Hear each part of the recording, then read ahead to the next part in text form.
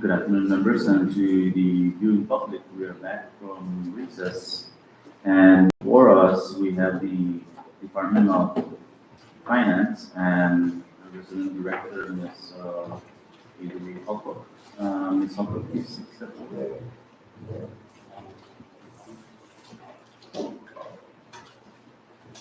And with that, I now will hand over the floor to you for your opening statement. Thank you, Ms. Holbrook.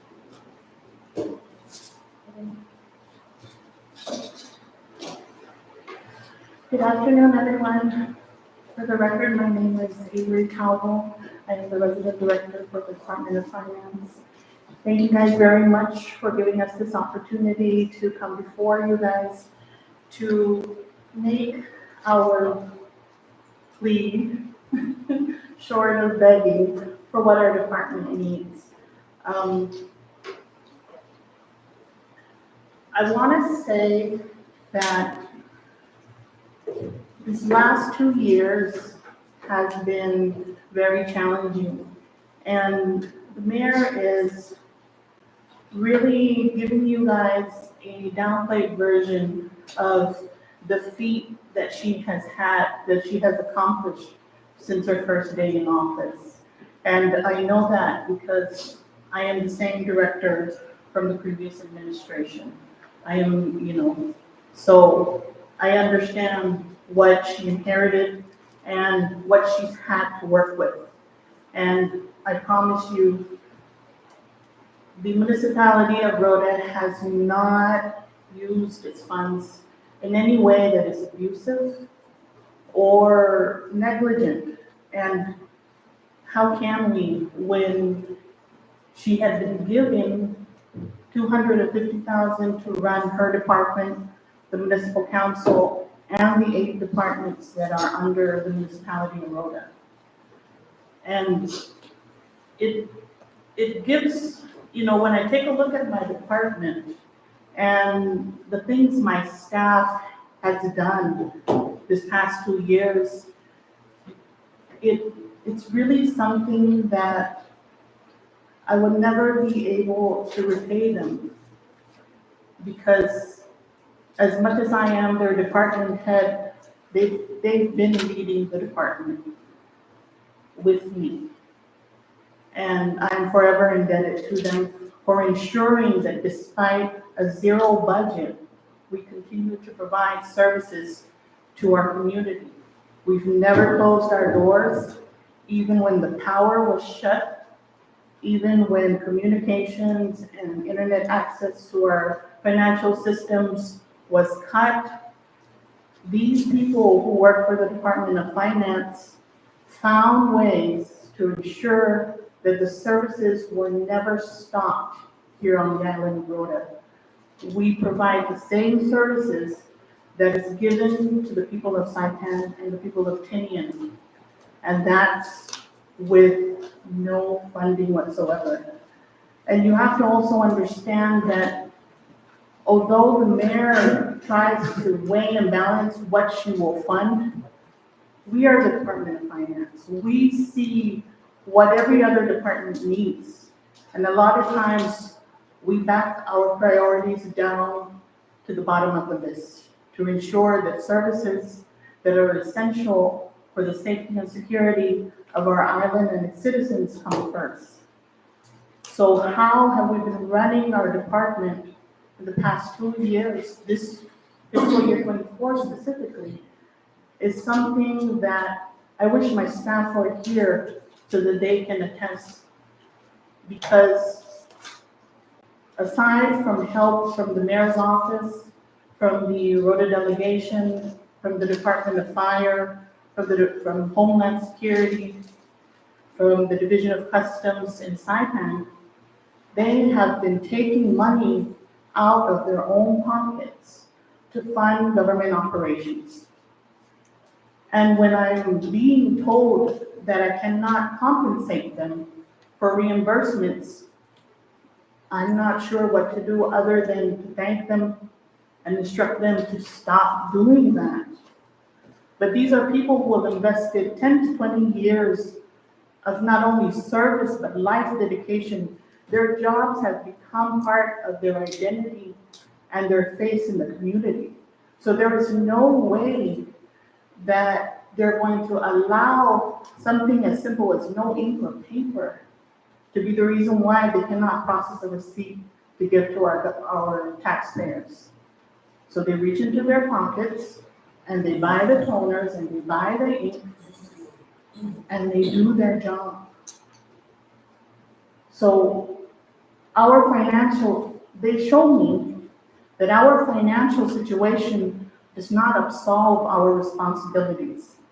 So today, that is something that I hope each and every one of you, I know, in as much as you want to give me 100% of what I'm asking you for today, you guys also have the difficult task of balancing and weighing what is for the greater good. So with that, I appreciate whatever it is you guys decide to give me and pass as our fiscal year 25 budget. And I promise you, and my staff will show you as their commitment, that whether you give us $0 or you give us the full amount that we are asking for, we unfortunately, and I say unfortunately, because the sacrifice has to come from somewhere. And I fear that it will be with my staff. Unfortunately, the services at the Department of Finance in Rota, in all of its divisions, will continue to be provided to its taxpayers and to the great government of the CNMI. Forgive me if I get a little bit emotional, because I'm experiencing something that has not been part of my 5, 10, or 20-year plan in the department that me and my staff built when I first came on board in 2020. You know, these people had been neglected for a long time. We are the only department that does not have a permanent location.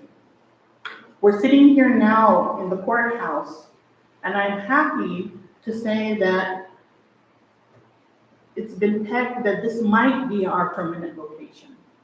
And it is located at this side of the building. I wish you guys could join me for a mini field trip so that you guys can see what we are gonna have to be encountering when I'm gonna be asking you guys for renovation costs, when I'm gonna be asking you guys for relocation costs. Because all my managers are mothers. I'm a mother. So when we sit down and we do our budget, we do it the same way we do our household. We count how many eggs we're gonna need till the next payday.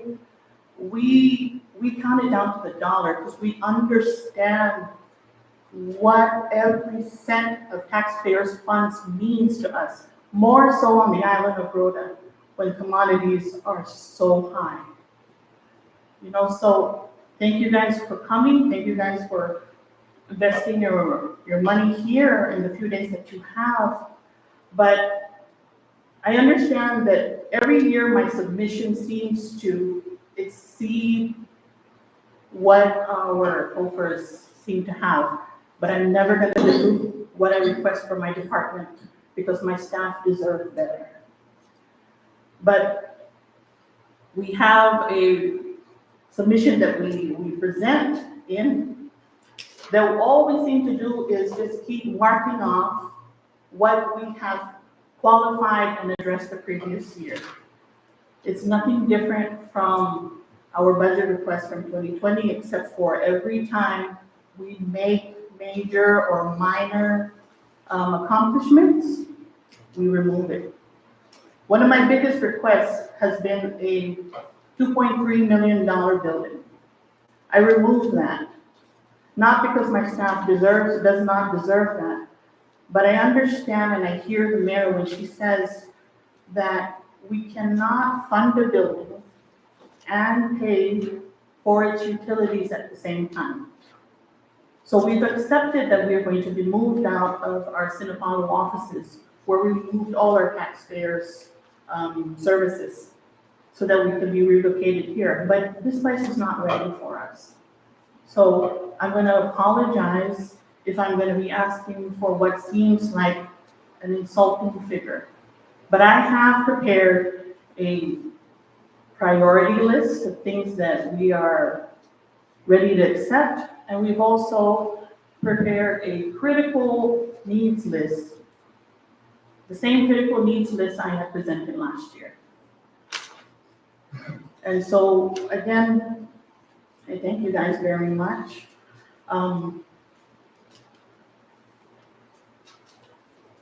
I want to start off with the Division of Customs, because we understand that right now our revenue generating divisions are what we need to prioritize.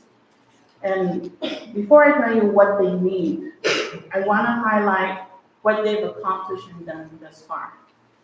So at our 4 ports, we conduct 100% port inspection.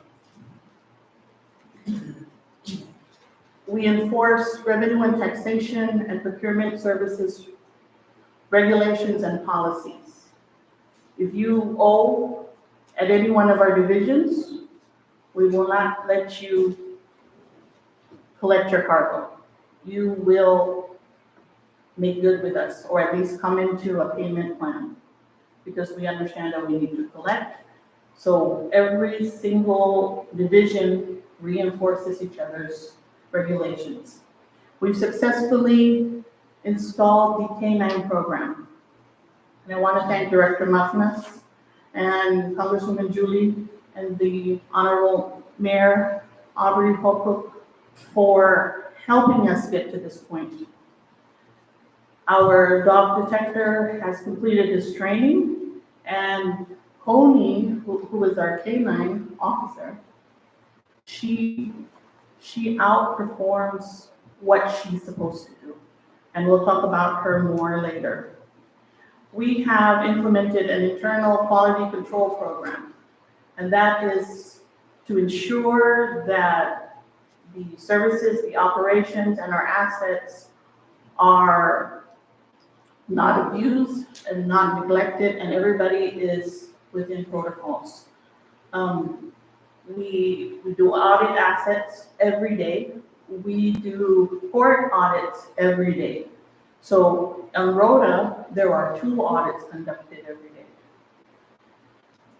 We've only had 2 incidents that resulted in corrective actions, and they were immediately resolved. They were minor situations, and it was one of those situations where training was given, but they were just given a few parts of the regulation. Not, and when this situation came up, they were not prepared to handle it. But we have addressed that, and we created a program where as situations arrive on Saturdays, we rehabilitate the inspectors, and we have rehabilitation training for every single inspector. Right now, we have an active audit investigation, and that one is, there's something I have to disclose here. Representative Marissa, you had asked about our OPA. I had it in my car. I want to explain that situation because it is not a fair representation of my staff or our operations here. And I need to clarify that that OPA report combined the audit findings of Tinian and Rota. So what Rota owns in that report are actually only 4. And one of the four that their findings that they say they found on Rota was down at the seaport, where there was no collections for them to audit. We did not have any customers. So that is not fair, that it implies, what it seems to say, that we have problems in our operations. The second one was the audit finding for the Division of Customs at the airport. There was 4 cents. Unfortunately, the customer did not want to take it, and our inspector just didn't know what to do with it and left it in the desk. and forgot that it is protocol not to have any monetary instruments in our office. We've rectified that. People get suspended in my department without pay. So they don't, they know not to do it. We send everybody to academy, all the old staff that were existing, we sent them all off to join the academy again. So there's really no reason why we would have situations like that. The third one was because Treasury and our collections points does not have a change fund. There's a reason why we don't have a change fund. For one, we don't have the money for it. Two, we don't have bonding insurance. We don't have safety deposit bonds. We don't have a safe. But after much time here at the Department of Finance, I really don't want to have a change fund. The system that we have in place where people bring the exact change or your card works for us. We never have to worry about money missing because there's no money to go missing. We deposit daily and we have 2 audits before it gets to the bank. And we've never had any incident of $1 missing. So I'm very proud of that. And that's my staff's true report card. The fourth one has to do with the Rota Municipal Treasury. Unfortunate for the Department of Finance, that had been something that had been in place where one of our staff was the municipal treasurer. The former mayor had asked me to please give him time to find a qualified person. So the compromise was that none of their records or activity can be happening in the department or during government working hours. And there had been no problem with that. 4 months later, the mayor appointed a new person. So that has been rectified. What is not in that report is that we've made our own changes, our own preventative measures. And one of those is for daily audits. We created, balance sheets that every single division follows. That way, it doesn't matter whether you come to work or not, somebody is going to do your job. Everybody at the Department of Finance and Rota is cross-trained. Your position title does not mean you are not going to be a cashier. The only thing that limits you right now is our financial systems, but that one is just a matter of me requesting for access. So that's the reason why our operational request is high and our travel request is high, because even though it is for accounting, we will have revenue and taxation and the administration staff also trained, because there's 2 people working there. And we've had that happen. As a matter of fact, 2 days ago, I had to work at revenue and taxation to answer the telephones and prepare myself to have been running the operations by myself should our employees still be out sick. But of course, my staff would not allow that. They were all ready to make sure that somebody else was going to be ready to fill in that position so that I can go back and enjoy my cozy job. So in my budget submission, I requested for promotions, salary increases. I promise you these people are worth it. If anybody's salaries needs to be audited, you always need to look at the cabinet numbers. I myself believe that my salary is too low, but I will never ask for anything more, because I'm very lucky that my managers and my staff take a lot of my workload. And every budget season, I ask that you guys consider that this position be a civil service position. One that you would have to go through the entire department in every division in order to take the seat. Because Rota's The resident director position takes care of every single division. There is no division directors here. This one position is in. So you need to be able to know every single division's complex regulations and procedures, and that in itself is an art. And I'd be the first to tell you that a lot of times I feel that I'm not doing my staff justice. So one of the things that we are looking forward to is the implementation of our agriculture export quality control program. We had a town hall meeting, and that was one of the biggest concerns and complaints that our community has. Rota has a reputation on Guam of exporting damaged goods. People feel cheated that the outside of the sack looks good, but when they open it up, the inside is not good. My grandfathers are farmers. That's a big insult to me. So that program is something that we're very proud that we're going to be having down the line in 25.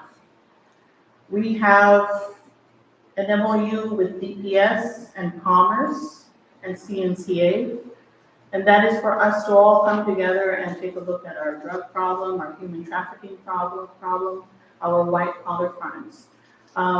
There's always tax evasion, tax avoidance, and each department holds data that we all need in order to verify and prove each other's suspicions.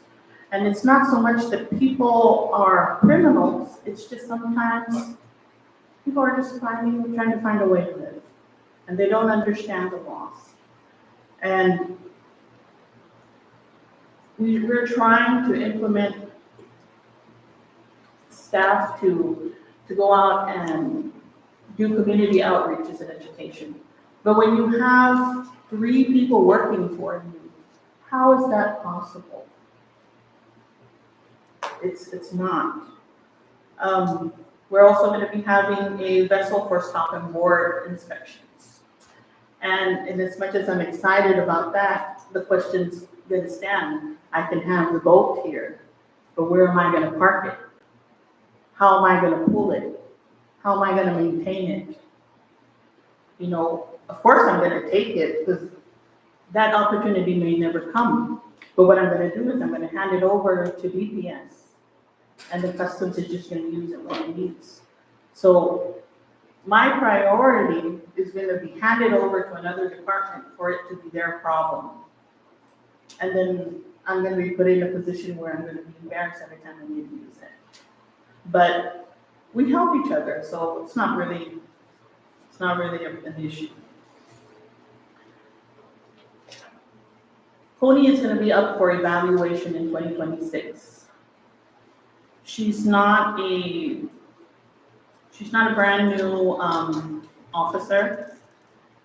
K-9 officers only have 5 years, but by year 3, year 4, they have to be evaluated whether they are still fit for duty. We're anticipating that she may or may not.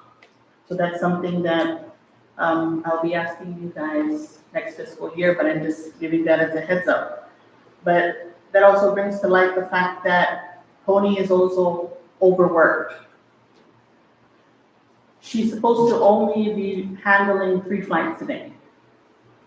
Coney does 5 to 6 flights a day, plus 1 or 2 seaport inspections and daily postal inspections. Coney's not supposed to be working that hard.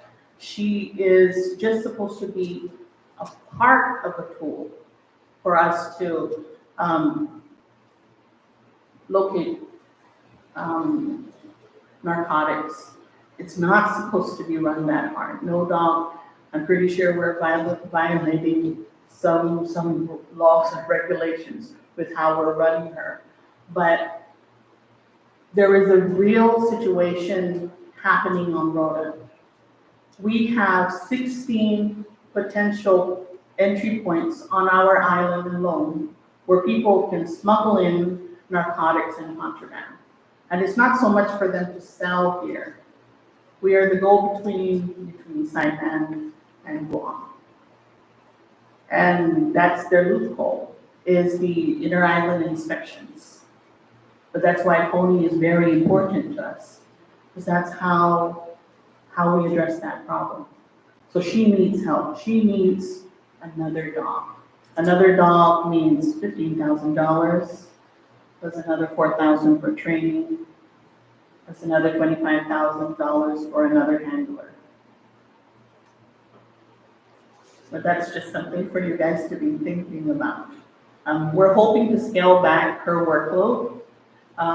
She's been here a month and she seems happy.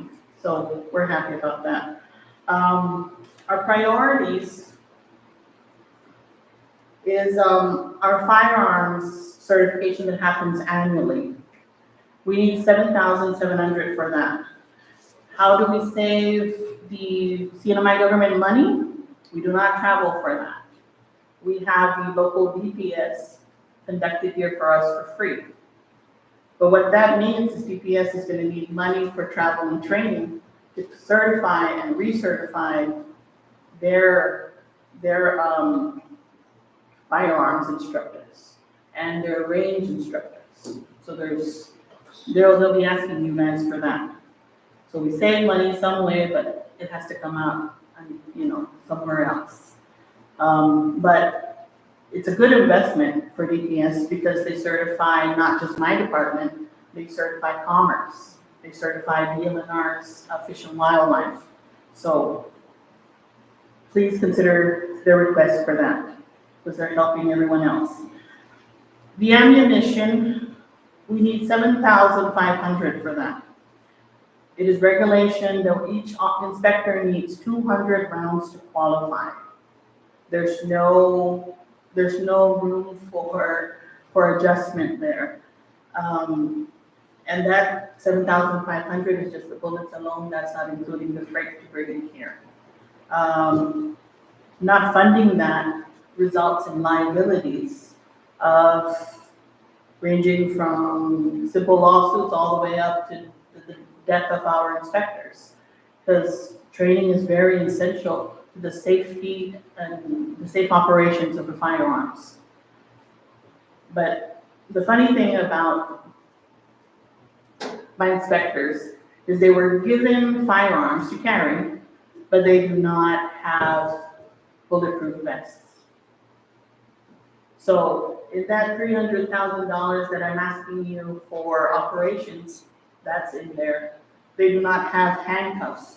That's in there, the $300,000 that I'm asking you for. There are so many personal protective equipment that the customs inspectors lack, but we'll get there. They also need their CETA certification yearly. That's $225 for all 23 of them. Utilities, we're requesting for $7,000. We owe CPA money for utilities at the airport and at the seaport, and we have not paid them. I believe we owe them almost 20 grand now.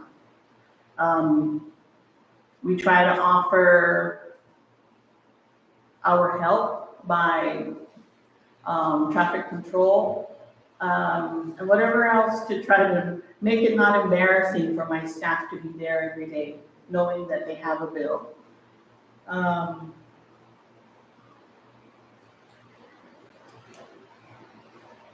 And as you know, the mayor's office has been the one funding the utilities for customs. We need communication funding, and that's about $5,033.25. There's only one cell phone in that, and that's for the 24 hours on call that is with whoever happens to be on schedule for when vessels call in. But we need a phone for our enforcement branch. everybody's using their personal cell phones. And that should not be acceptable, especially when they are the investigative branch. Something happens, we're gonna have to take their phones away. And then there's the liabilities of, you know, case files on a personal phone. It's just not supposed to be happening. They don't do that, but when you're in the middle of it, what do you say? You're not gonna take a picture, you're gonna wait for the camera to come? No, you know.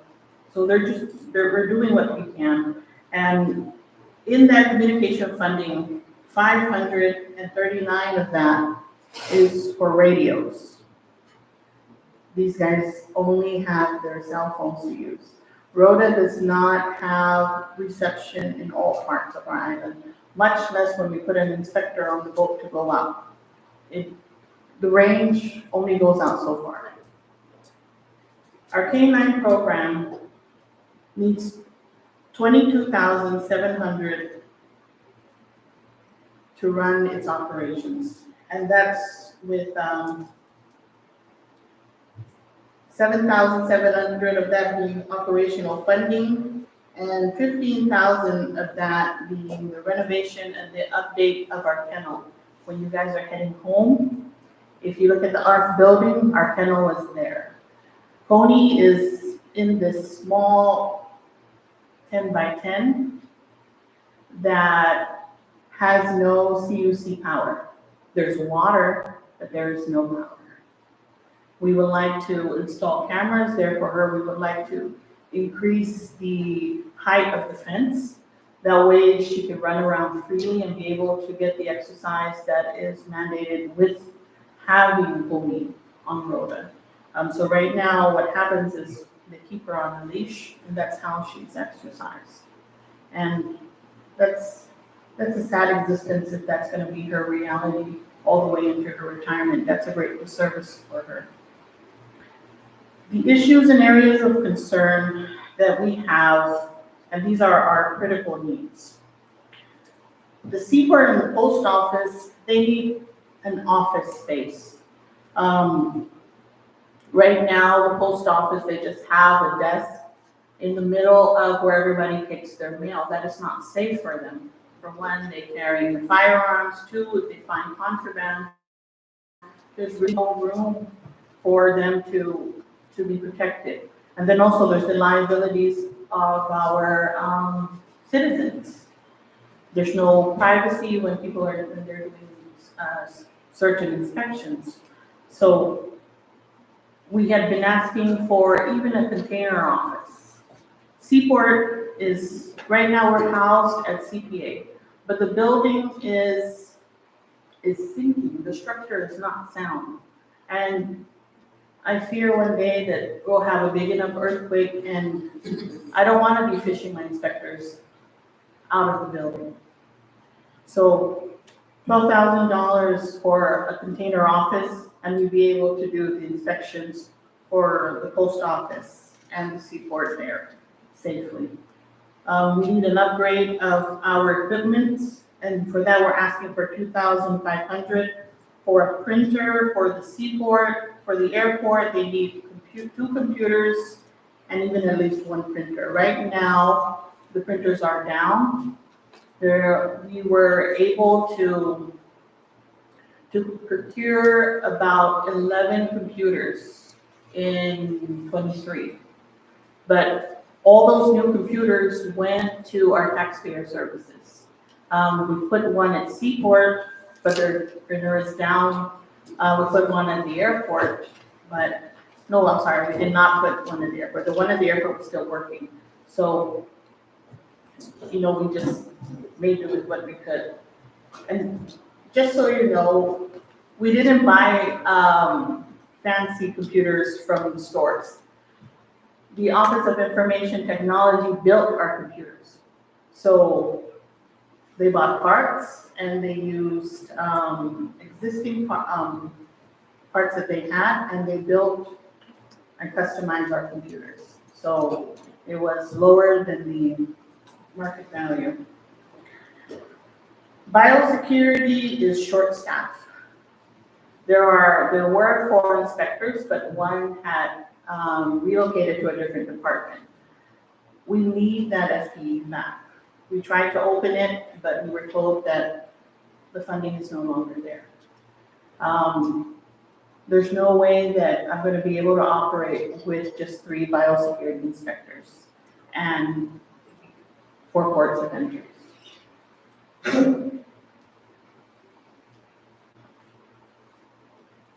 Then I'm gonna repeat again that I wish that you guys would entertain promotion and salary increases. The last time any of them had a salary increase was their WGI for 21. We lack funds for our daily operations, and we're asking for 48,000 for that. And what that is gonna go to is,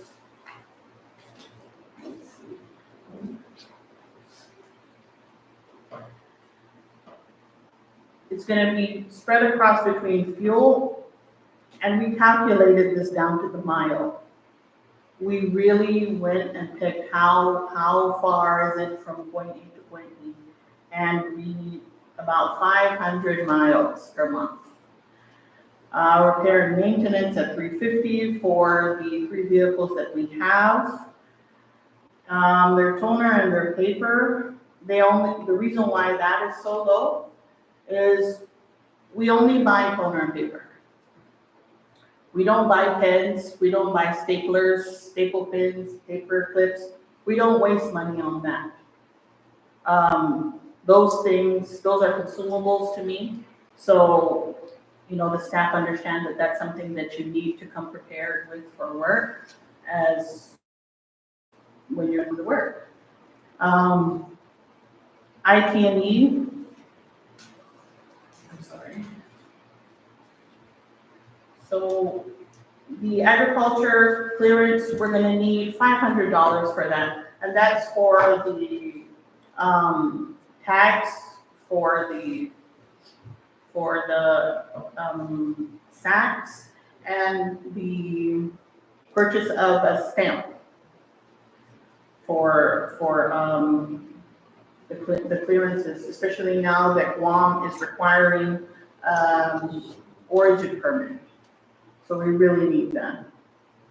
And by law, Customs is supposed to keep 10 years, files for 10 years. So we need a storage facility. So I was asking for rental of that, but if we're gonna be put here, we're gonna have to figure out a space. And actually, there's only 4 rooms in there. It's not nearly enough. Not nearly enough for what we need.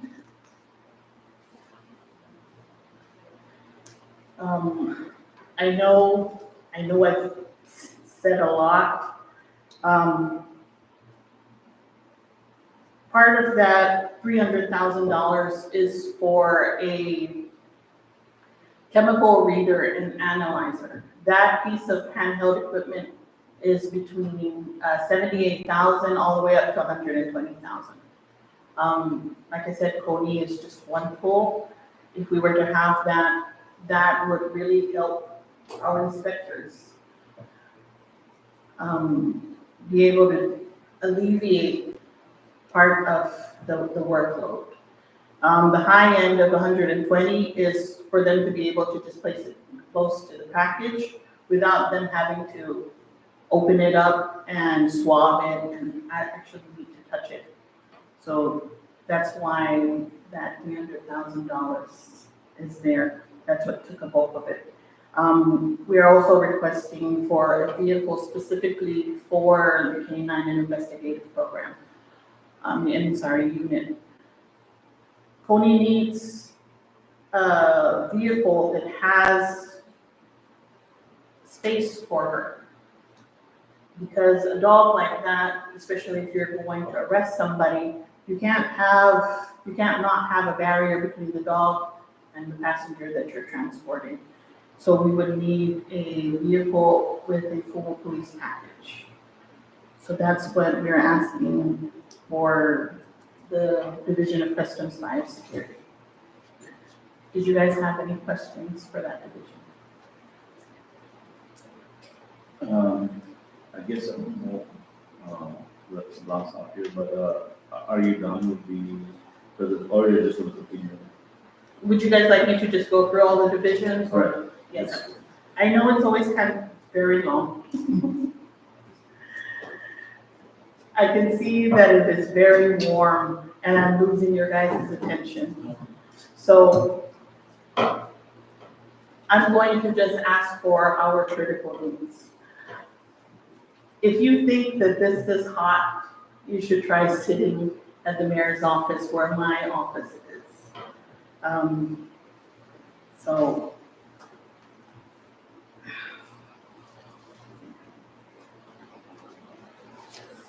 Give me a moment, sorry. Okay. For financial services, if we were just going to ask for our critical needs, we would only need 44,000 a year. And that's $835.20 for our IT and communications that is vitally needed to run our Munis systems and our human resource financial systems. We need $900 for fuel, and that is for us to make deposits and send off our timesheets. Department of Finance is the one that sends off all the all the municipalities' timesheets. We need $300 for toner and paper a month. We issue out receipts. It's a law to issue receipts. And if we're going to enforce those laws, then we need to be able to provide them as well. Treasury has specialized paper that they need for their receipt machine. We need $500 monthly for freight, and that's for payroll and other administrative documents. We're the ones sending up our tax documents and whatever else that needs to come out. Not every single division is allowed to send off cargo. Everything is only done out of the Division of Accounting. Initially, when we had produced this, we were asking for office rental. But now we're going to be asking for renovation and relocation costs. The renovation and relocation costs, it's been hard to peg because it cost us 55 grand to install our financial systems in our São Paulo offices. And that is just a fraction of the square footage of this new place. So we're asking for between 35 to 45,000. And that's for the travel and contractor expenses, and to buy the fiber optic cables and the rack that is going to be needed. OIT is going to try as much as possible to reuse cable, but that's something that we know that may not be recycled, but they're going to try so hard to salvage what they can. SuperTech alone is going to cost 7 grand just to get them here to install the security cameras. Our department needs security cameras because we count out money. The Division of Revenue and Taxation, we're asking for a very mere $3,800 a year.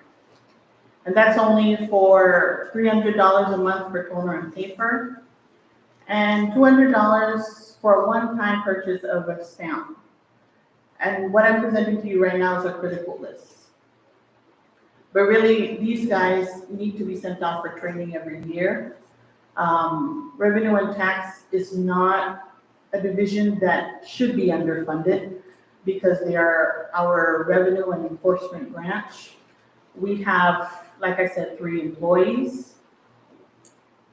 4, but one of them we MOU'd over to Treasury because we have a Treasury division, but no staff. So we transferred one of the staff over there, and we're running on 3 people. And I'm expecting these 3 people to prepare taxes, collect taxes, and be enforcement at the same time with the low salary that, these are tax tech 1 and tax tech 2. So I had requested for new FTEs for them, for a revenue enforcement officer, a compliance officer, and a revenue agent.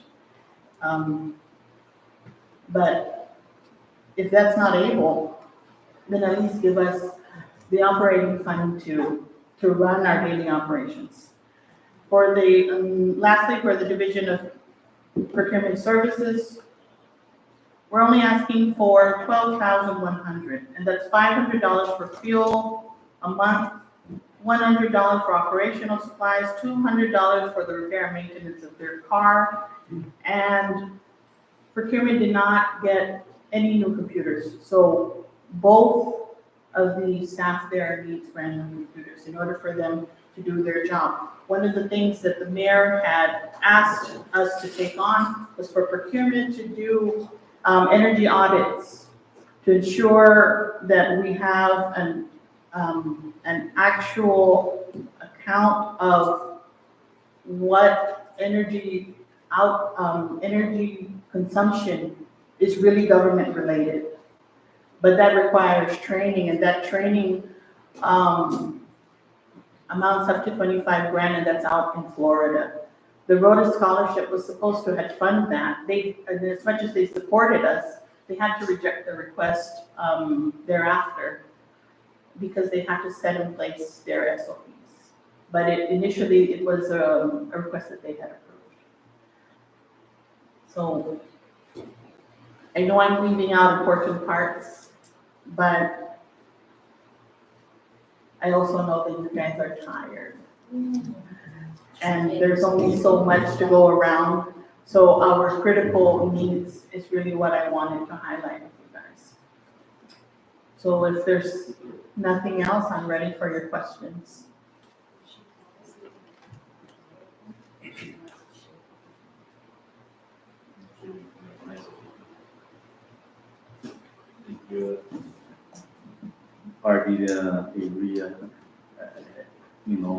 You answer a lot of our questions, and maybe from last year too. You come very prepared, and it's very difficult to, I guess, fund all this stuff here. But we also understand the needs, and this needs to be brought up with the Secretary of Finance when she does stand before us. We didn't get that opportunity last fiscal year because we were able to move funds, and we were able to give funds to the mayor of Rota, and hopefully that helps some of your costs from last fiscal year. This fiscal year is a little bit different, and that's how we're trying to look for other funding source, and also looking at that utility cost that we're trying to make flexible, as well as looking at the revolving funds. I know your revolving funds is running low. We don't have any revolving funds, I'm You sorry. don't share the revolving funds here with the. No. Not from Saipan. No. So you, Director Malknas has been very supportive to the island of Rota. So when he comes before you guys asking, I ask that you guys please give him your 100% support, because whatever he knows that Rota lacks, he tries as much as possible to share his resources down to us. But his operations is a lot bigger and more not more critical, but the imminent danger is more prominent there. So we're always happy whenever he's able to share resources. We're very grateful to him. so the resources of the Secretary of Finance office in Saipan is not being, I guess, not helping you out here in the island of Rota. No. Other than that, we are making notes of the requests And I like the priority you put, pushing out of your office, the, the vessel to inspect on board, you know, and the inner island inspection, that's really good. I mean, this is the first time I've heard that, that you're implementing it now. And maybe when we sit down with the customs, mo- uh, Director Mockness, then we can expand that more. So, I like, you know, everything that you're presenting is just, we're trying to help spread out, you know? So, but other than that, we are gonna work with you, and I guess the priorities, especially the custom side, so when we sit before, or when the director sits before us, so make sure those are addressed if you're K9 division. So, let me recognize Representative Sablan, because he has a lot of questions with regards to the customs. No, thank you, Chair, and thank you, Director, for being here. I noticed that just looking at the sheet here that was created by our budget analysis, right? So on your budget department's request, right, you're asking for additional 9 increase for customs. Yes, And I know that you spoke a lot about customs. I know that you also spoke about one personnel for biosecurity, right? Because that is much needed to address those quarantine issues. With the 9 you proposed, trying to have another academy with this 9, because eventually most of your custom staffs are already under took yes. academy training inside them. Well, those 9 are new positions, so they're gonna have to go through the academy.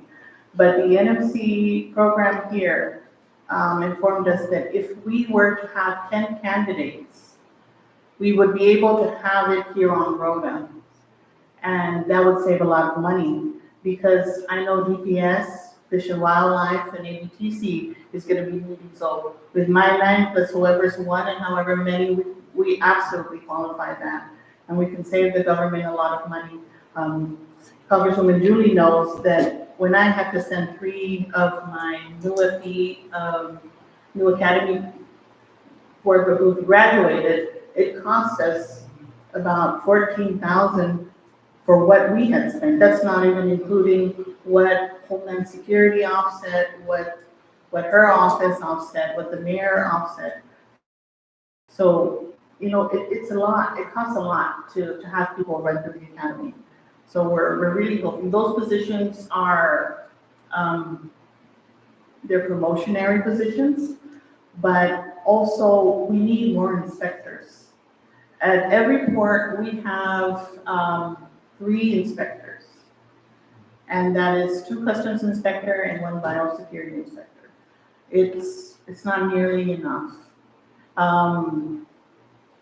Right now, we have 1 that resigned and 1 biosecurity on sick leave. That means I'm running operations with 2 people. That person is running back and forth, and we're just praying that we only have flights coming in, and we don't have vessels that decide that they don't want to do an NOA, so that we can, you know, schedule in advance. We have 12 customs inspectors, but like right now, there's 4 of them that come in and out of sick leave. 2 of them have medical issues where they cannot be out in the sun. This is a job that requires you to be able to function in any kind of environment, but you know, they're good inspectors, and I can't fire them just because, you know, of their medical conditions. You have to find accommodations. So we turn them into auditors, and we turn them into people who cashier. And that's how we've been doing it. So we're kind of short. And then 2 of those customs inspectors run our enforcement. One is the dog handler for Coney, and then 1 is our narcotics and contraband officer. So that leaves me down to a bare minimum. If any single one of them goes on leave, it turns into, a really big staffing problem. So if out of the 15 right now, 12 is our inspectors, what are the 3 other admin workers? No, we don't have an admin. So My- there my- are no officers and inspectors, our entire 15. They're all inspectors. So the 3 on top of the 12 are the supervisors, that supervisor 12. There is only one, we only have one division supervisor, everybody else, yes, is court managers. They're court supervisors, I'm sorry. And then what are the working hours operation? You're not running the costumes 24/7? No, we're not running them 24/7. But with the increase in flights by Star Moranis, we have to look at accommodating their Saturday, Sunday flights. And they give us a Monday to Friday schedule and then tell us that Saturday, Sunday may or may not happen, but then they call us. So I have to deal with questions of, is this gonna be overtime? Sometimes it's not something that we can do right now, so what do I do with them? It becomes an issue with the mayor's budget because she does not have extra funding for overtime. Yes, we charge the 2 hours to the vendor, but that 2 hours is clearing the vessel, inspecting the vessel, and doing your paperwork. What about if there was a situation? Who's gonna pay for that? So you're talking about the CIQ Yes. application when vessels and aircraft come in outside the working time Yes, hours. So you're fairly charging these vendors and they're fairly paid yes. to subsidize those overtime that your staff has to undertake? Or, We even try to work with our people. If there's 2 vessels that come in, we don't charge them separately. Because it's the same 3 people in the same amount of hours, so we just charge one. But we account for both. Okay, so my last question would be the issue that we had last deliberation, which is the current fiscal year that some of the staff weren't recognized as law enforcement. Those are being addressed already. They are, thank you very much. Okay, all right. Thank you. Are you, Mr. Chairman? Thank you, Rep. Sablan. Any other member? Chair recognizes Rep. Judy.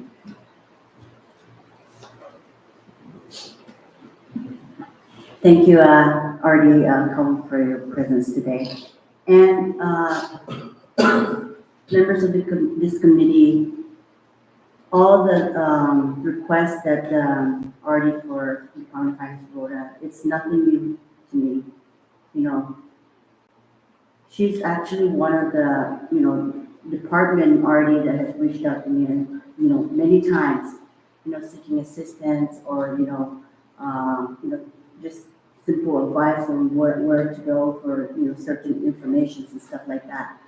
And, the integrity of what she shared, as far as, down to the dollar, I mean, she literally just went out and, counted miles, how far it's gonna go to justify the claim for fuel, for her departments. And, although, she's asked, the amount of the budget, it may seem very, extraordinary, but, she well justified the needs for it, and I hope that, this committee will, when it comes to deliberation, I know that we have to, fairly spread out the needs for all senatorial districts, but, we are in desperate need also for, the island of Florida. Thank you. I don't have any questions. Like I said, it's nothing new, and, I appreciate your time today. Thank you. Thank you very much. Thank you, Rep. Judy, and I'll recognize Rep. Marissa and then Rep. Thank you, Chairman. Hi, Ms. Avery. I wasn't tired, forgive me. I think I was overwhelmed by the amount of information. I'm so sorry. But it's okay, right? Because that's why we're here. We're here to try to understand what your needs and priorities are. And balancing that is not an easy task. When you're talking about what you're needing now, as opposed to what you needed maybe last year or 2 years ago, I guess in my mind, there has been a very big neglect in how resources were being handled. And I think maybe the Department of Finance here in Rota had to be one of those. Considering the severity and the function that you are tasked to do and your people, your staff to do, it's very disheartening that you don't have the tools you need to ensure that people are accountable in terms of taxes and paying their fair share, in terms of protecting your borders, including the seaport and the airport, as it relates to drug trafficking, etc. You mentioned something about the training program and that NMC will and can conduct these trainings. However, you need the minimum of 10 people for that. Is this training through the Community Development Institute, or would adjunct staff come here to train? They would have to come to Rota. We don't have any instructors here. Okay, but I'm just wondering, would it be through well, obviously it'd be an adjunct, but through CDI. Is there a way maybe you could possibly reach out to the president and I guess the individual through CDI would be Monique Sablon, and at least request a waiver? My goodness, just one person and you need 10? You know, the need is that you need to get trained. Your people need to get trained, and if the minimum is 10, I mean, it's not like they're traveling to the United States of America to conduct the training. They're only coming to Rota. And it's an inter-island sister agency that needs the supports. And if you can only recruit 9 as of now, then 9 should be enough. But try reaching out to her, maybe the president first, and see if you can just get a waiver for that, you know. I know that the funds collected, and maybe Rep. Manny can attest to this, but if you're talking about CDI, that's majority locally funded by local businesses who want to utilize their expertise. So try reaching out to him, and if there's anything our offices can do to help you in advocating for that, we'd be more than happy to do so. So please let us know in that regard. I think training is important. I also, now that we know where this 300,000 is and what you would like to utilize that 300,000 for, you mentioned you needed some supports also for computers and some hardware for your office. I was just looking at a list from procurement and supply, and there are a lot of desktops and a lot of computers. I'm not sure what the condition to that is, but again, it just takes a matter of knowing where the resources are, if we can leverage those resources, right? I think that is something that you can do. Maybe reach out to Mr. BJ for procurement and supply and just say that what, you know, how do you have inventory there that we can use that is more than up to par, and then you can, you know, get that from that, and then free up some of this other money that you're trying to use for things such as equipment, right? And again, you know, Rep. Julie and I, we talk a lot about how we can help the island of Rota. So if that's something, again, we can do to help you, please let us know.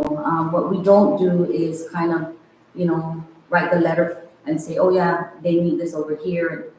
You know, it's not that we don't want to do that, but we want to encourage collaboration with department directors, and so that they can start that relationship and develop those relationships long-term, right? And then from there, you can also maybe put that in your SOPs, because obviously you have done your homework and you have taken the responsibility to ensure that internally, no one will question the ability of your people and the services that you provide in terms of accountability and transparency to the people of Rota, and the money that is being afforded to you by your coffers, right? So I have to commend you on that.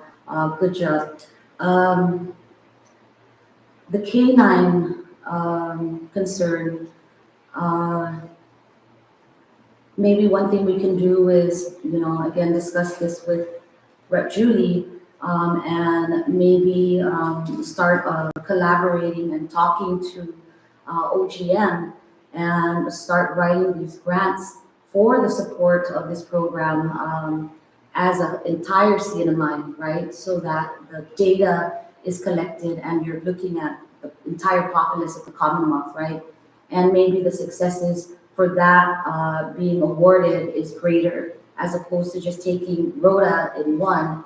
And with your population right now, what's the critical need? They're only a population of, 1,000 some, and then what your flies, you know what I mean? It's just, it wouldn't be in the benefit of Rota to just have Rota stand alone and apply for the grant alone, but have Rota or OGM write the grant as a Commonwealth need to support your goals for this particular division that you oversee. The firearms, again, I remember asking OGM to look into grants that would concentrate again CNMI-wide for the bulletproof vests, for the safety gear and the cameras and stuff like that, to ensure that we are up to par with protecting our officers, but also in terms of liability. We know that certain things can maybe be a little bit exaggerated when you go into court because you have two people arguing about a certain issue, but when there's evidence that is clear rather than convincing, then it works for the people that we protect, especially your front line, like DPS. I'm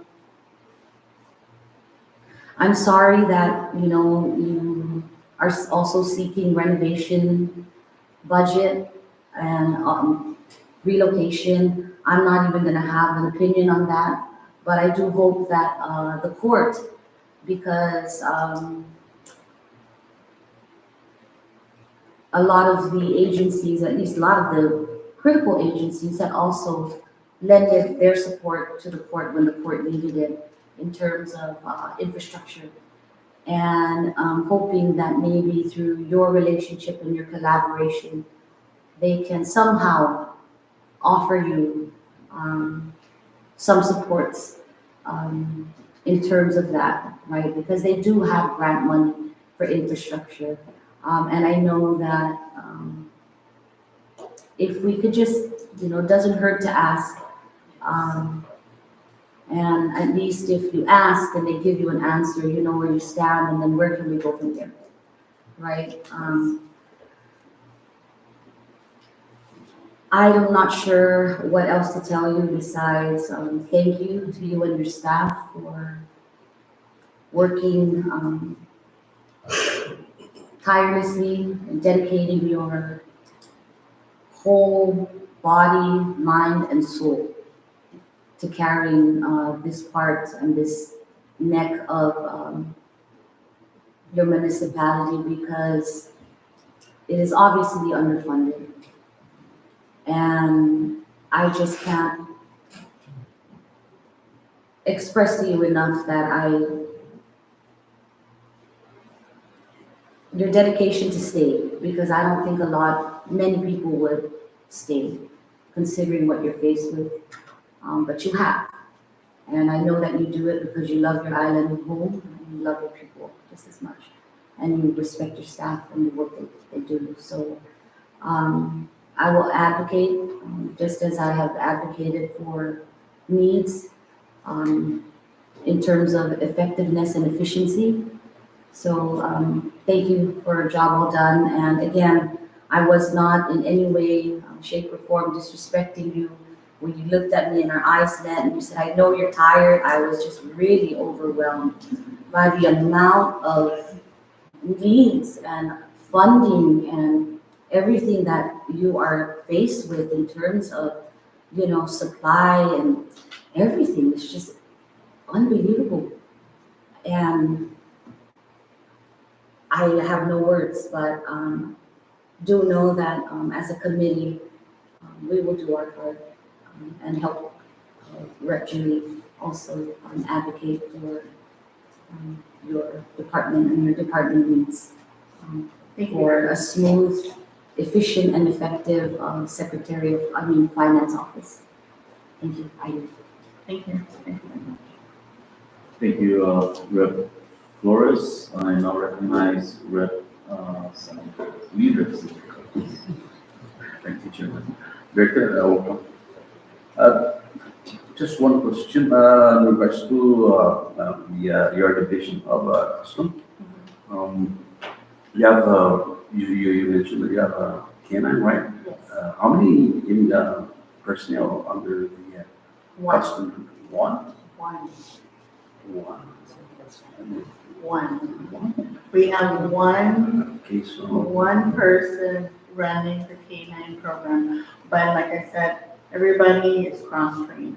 So he works together with our narcotics and contraband investigator, and then we have two of our customs inspectors trained to do not the same job as he does, because of course you have to go through specialized training for that, but at least to be able to help with the maintenance of the K9 officer and its facility.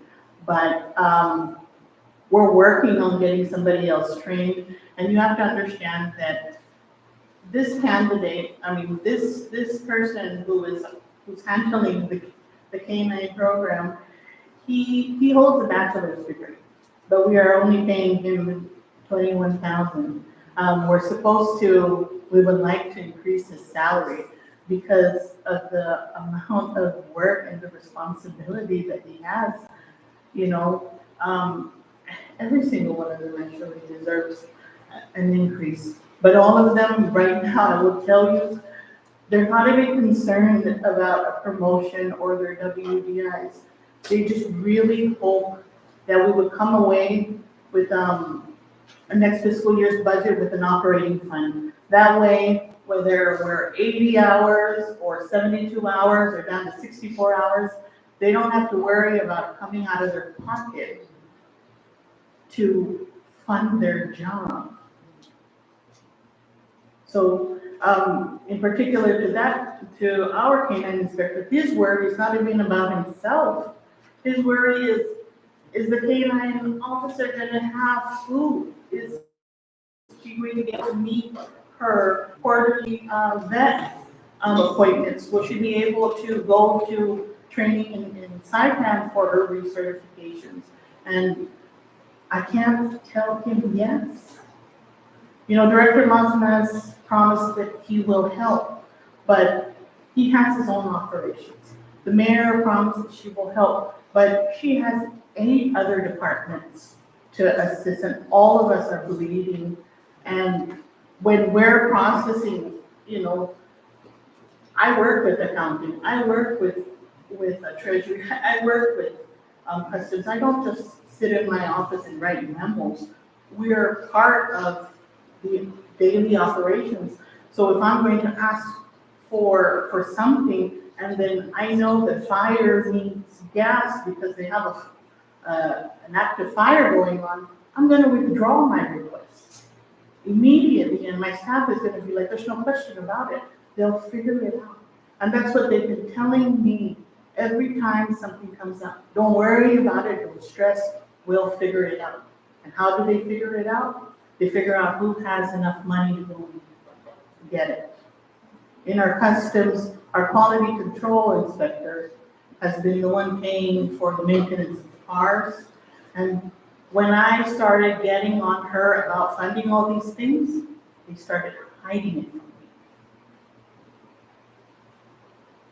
So I'm placing my staff in a position where they're making decisions that could get them to lose their jobs, but they're just trying to do their jobs. But as long as they're not creating criminal offenses, I have to choose which one we're able to swallow. And it's very hard. I'm a lot of times embarrassed to face this now. But I'm very grateful that they are so dedicated to their department. A lot of them they've heard the rumor that we're gonna be put down to 64. So when we have our lowest salary in at 16,000, that's a real salary at the Department of Finance. This person has been a revenue trainee for almost 10 years. And I have failed every year to successfully get a new FTE that is respectable for her. She is the staff who has been doing almost everything at Revenue and Tax.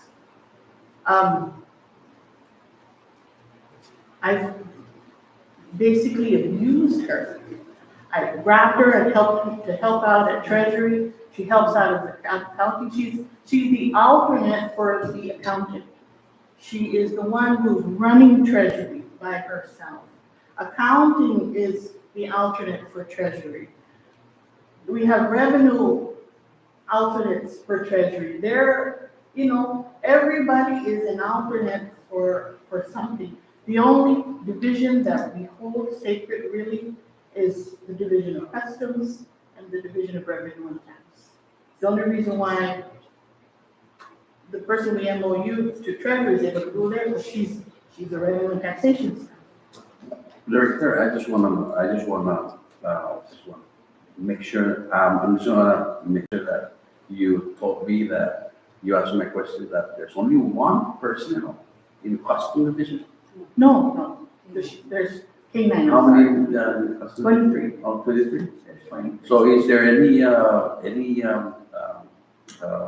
exception of importation of illegal substance here being caught or?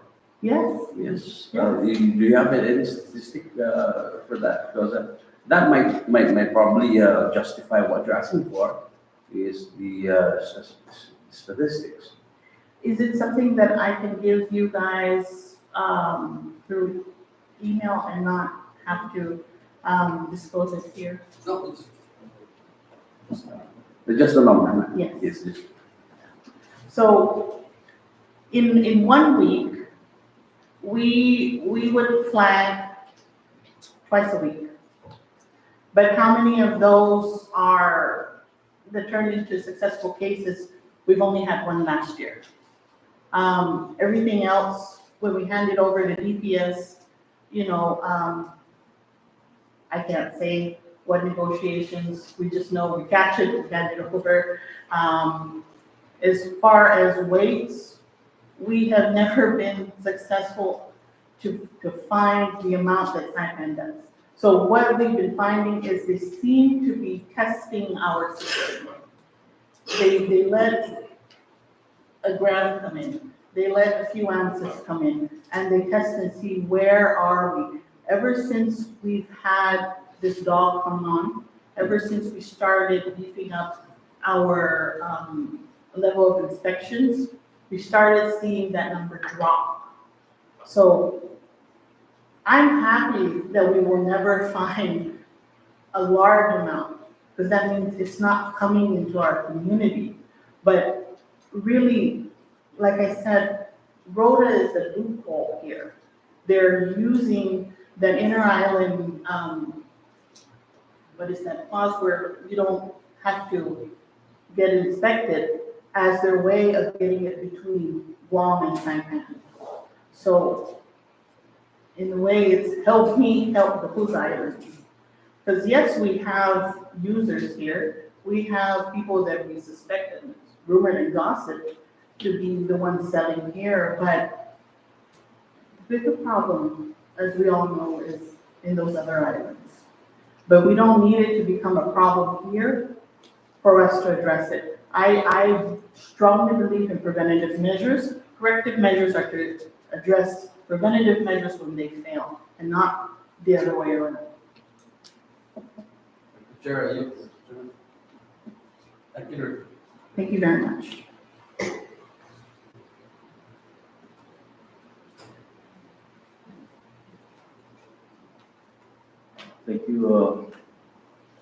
Okay, we have, Rep. Manny, then Rep. Thank you, Chairman. Director, thank you for your long opening statement. Sorry.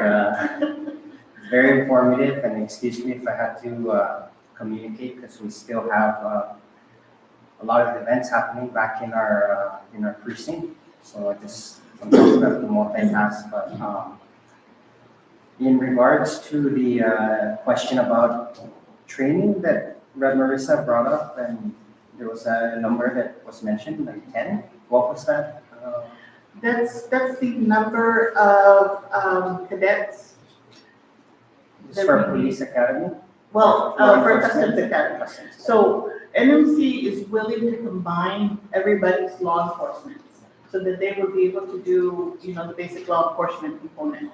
And then everyone thereafter, either you fly your instructor in for your specialized courses, or you fly them out to Saipan to receive those.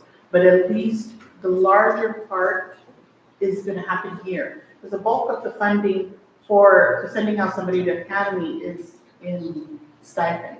And, we didn't even give our people per diems. We gave them stipends, and at $50. You guys live in Saipan. Here in Rota, that's not gonna give you anything. I can only imagine how they were surviving with $50 a day. So, and like I say, we really don't have any luxury acts here. These guys, they understand, they thought I was crazy in the beginning, but they come to understand, what my intentions are. When we had our ARPA funding, we did not splurge. We sat down as a whole department and we ironed out a individual plan, your career plan, your 5-year plan, your 10-year plan. And we understood that the ARPA funding was a short-term funding source. We understood its rules. So we decided to invest that in our staff salaries, in their training and upgrading of their equipment. And that didn't even really go far. Most of that money went up to the office there. I promise you, when you go in there, it may not look like much, but we even went as far as to think when we're putting up those partitions, we don't want that, because it's not our building, we know that you're gonna have to take that down. Our contractor was instructed to make sure that that thing was put together like a Lego system. So whenever we needed to leave, you pop it out and take it with you.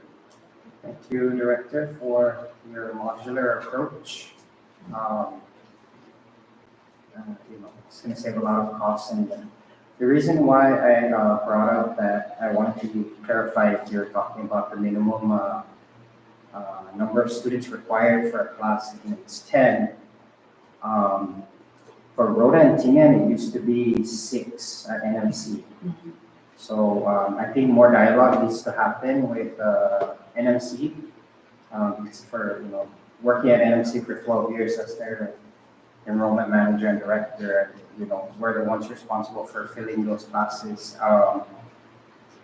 For Tinian and Rota, the level was always less, like half, 6. So, but just as a concept to, and again, thank you for being proactive. In fact, we need that across all lines. But yes, the salary is pretty low, especially for customs and revenue, tax and rev, enforcers, organized crime. It's big business, right? It's illegal, but it's big business. And when you're having a law enforcement officer making, less than, 21,000, but some maybe starting out less, and 20,000 for years, that puts them in a position where it's at risk in essence, right? So, just even in my experience being a former director at the college, we're gonna wait for within grade it's hard to happen. Usually most people, they quit and they apply for another job, right? And it's unfortunate that that's what happens in our government, but I do, like the times have changed, the way we do business has changed a lot. So for some of these guys, I believe we may need to reclassify them, especially here on Rota where they're doing multiple jobs, right? They're dealing with technology, so your customs people using the computer, that's more technical. So the two things like with training, we shouldn't be using the municipal's money or general funds when there's a CNMI scholarship out there and FAFSA, and basically just sitting down with the college and really trying to make this work for Rota. We've done it before. In fact, we had a special program for your criminal justice majors here, and most of those that graduated from the police academy, they already have 30 credits. All you need is 30 more for an 80 degree. So if, meet with Ms. Diana Hoko and also maybe Ms. Monique or someone, but we have to find a program that works for Rota. And at the same time, the administrators on Saipan at NMC, they also need to make it work. There's a way to make this work where you're reducing the amount of money that the municipality is going to have to cough up or the central government. There's a lot of Title IV funding. So if you design this program, for example, where you have a mix, where you have your customs people and your finance people in one cohort, to find, if you look at like the FBI and other law enforcement agency, especially customs, they look at the numbers first, like what's being imported, is it matching their production? Like why do they have so much fertilizer when their farm is really small, right? And what's the main ingredient in a lot of these drugs? Can you pull it from fertilizer? Like these are the things. So we have to see how we can design our training to not be like in silos, but integrated so that it can work for the needs of your municipality. Thank you again. So we have been working with the Guam Air Force, and we've been sharing our data. This data collection was something when I walked in was brand new for them. So that's something that we had to train the staff in-house with and start building our own data collection. So we do have those numbers. And like I said, when we formed our data work group with Commerce, ABTC, DLNR, and BCCA and UPS, those are the numbers that we're sharing. Because the mayor would like to start applying for grants for our municipality. But, it's still in its infant stage. We're not a culture of data collection, and it's something that we're still trying, how do we reinforce that data collection is important and it equates money when it is not representative in our community. Once upon a time, Rota Finance was able to see what our federal shares was. Right now, that information is closed to us. So we're hopeful, and we have people really willing to do the work. I've been requesting for an audit from OPM. The last audit that was entertained was in 2021. And in 2021, every single one of those inspectors should have been officer 1s and 2s by 2021. We're in 2024. So, they should be higher. But like I said, in as much as they'd be grateful for salary increases and promotions, they're just really asking for, if at anything, the operational. But thank you very much. I will check Diana, and I'll check that 6, because we did get this number of 10 from Director Magna, so he's probably quoting Saipan's number. And just to add, since you mentioned about grants, also reach out to Mr. Joseph Diego from USDA Rural Development. There's a lot of grants that Rota would qualify because of the size of the municipality. And, yeah, I'm all for that. I think like, sometimes it might be faster if the municipality has its own, grants, but there's some grants that like Saipan wouldn't qualify for because of population, but there's a lot out there for populations like Rota and Tine. So Joseph Diego, USDA, he's out in Guam. Thank you. Thank you very much. Thank you, Rep. Nani. We'll take the last question from Rep. Chief. It's already 3. Ron, I'll wrap this up by 4:30. I'm so Rep. sorry. Nani, you can have the last question. Thank you, Chair. Going back to revenue tax, personnel, I think last year you had, FTE listed for the tax enforcement technician. I believe she was transferred to Saipan, correct? Yes, Yes, yes. and, I didn't see that, you didn't insert it in this year's budget. Is that personnel being still in need of? She, that account, that FTE is funded under the Secretary of Finance's, budget. Mm-hmm. That's the, what is that? And NVA. public law. Yes.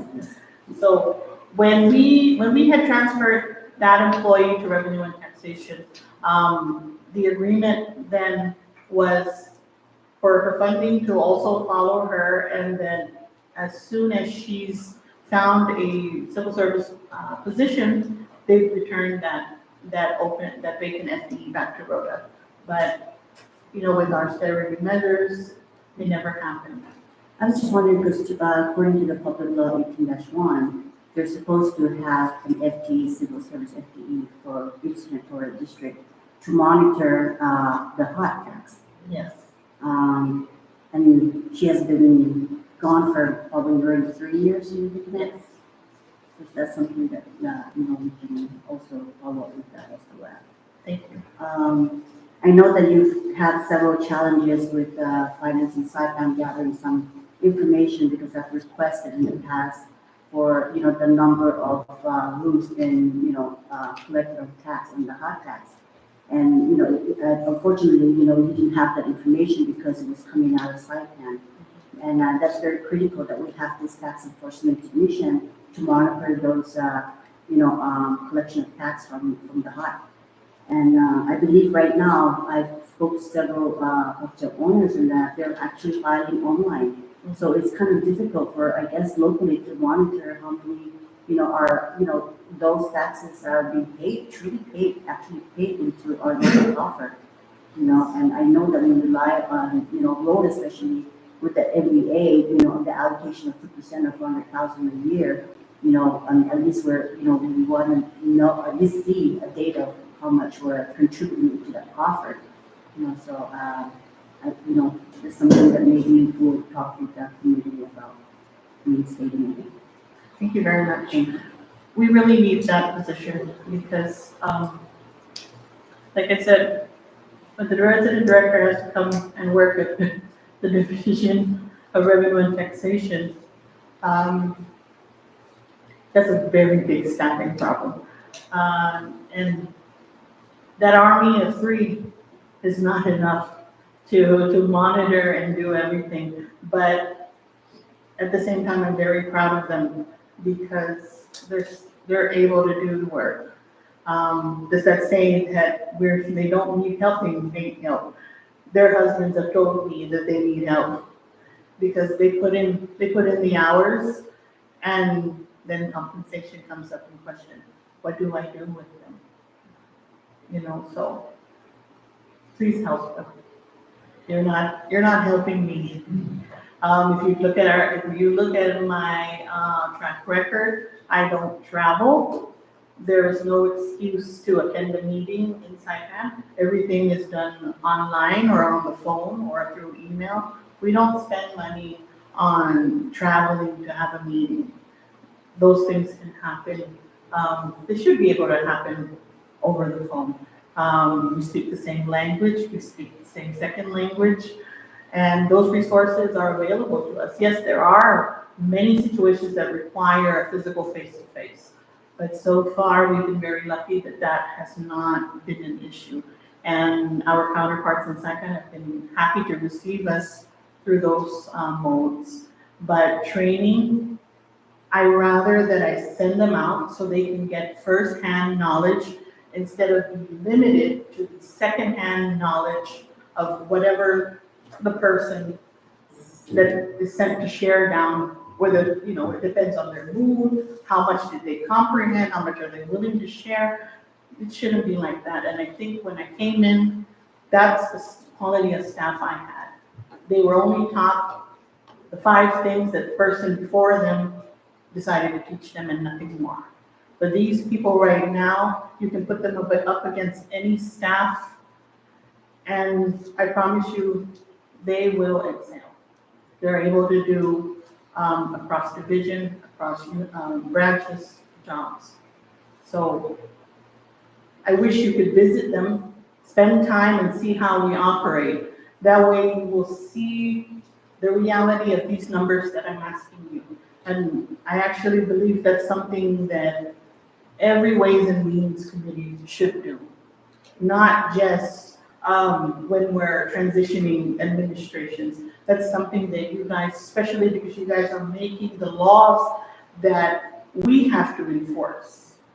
You guys need to spend time with these people that are on the ground, because if you sit and have a conversation with them, if you think my explanation is long, you will hear way more from them. That's 20 years of knowledge and experience and ideas and advisement and guidance that they can offer you that I am inept to.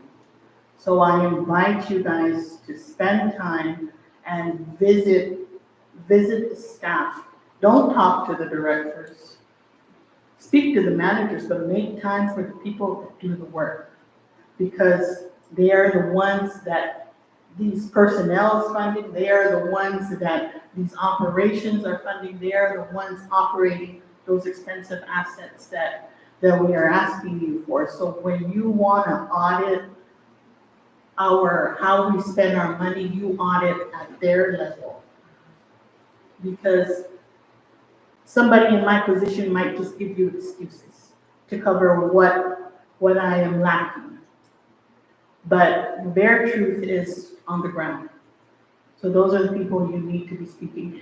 This is the first year that none of my staff are with me. It really hurts, but at the same time, it hurt them more. We're short-staffed today, so they're not able to come here. But some of them have also shared that they're too hurt and disappointed to come because they feel that this was just a formality and not something that would have made a difference. Some of them have expressed that they're going to be looking for jobs elsewhere because in as much as they had faith in me, I had repeated the same thing to them for the last 4 years. And I'm actually very relaxed. My management style is very relaxed, but my expectation, and when I say they hate when I tell them that I see potential in them, because that means more work. That means I'm going to force them to train. I'm going to force them to be more than what they're paid for or what their job description is.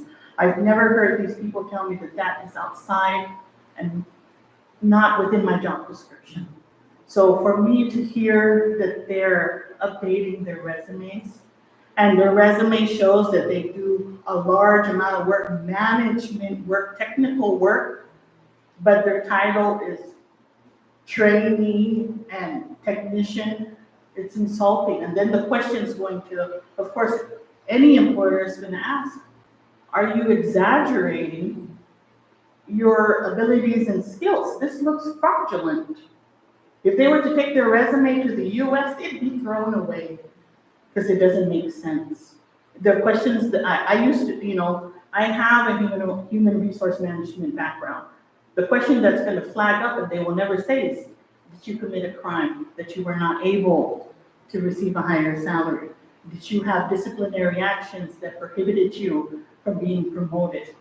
So I'm going around Rota, visiting these departments and autonomous agencies that have openings. And I'm asking them, I'm helping my highly qualified staff, people that we know we work with together, if they have openings. And when I know that they have applied, I'm offering letters of recommendation. And as much as I don't want to see them go, I know that I'm not doing them justice by keeping them here. So when I visit you guys next year, I hope I'm not going to tell you that I have vacancies. So please help me keep these people that we've invested so much money into their training and their development, but have also invested much more into the service into this government. Thank you. Thank you, Artie, Avery. I think that's the last question. Thank you again for making yourself available today. You explained a lot. I think, very, very detailed. So we hear the cries of the cries that you're asking for. So we're gonna work extra hard. I know we were able to find ways last fiscal year that allowed additional funds to come to the island. So we're gonna do the same again. So with that, thank you, Artie.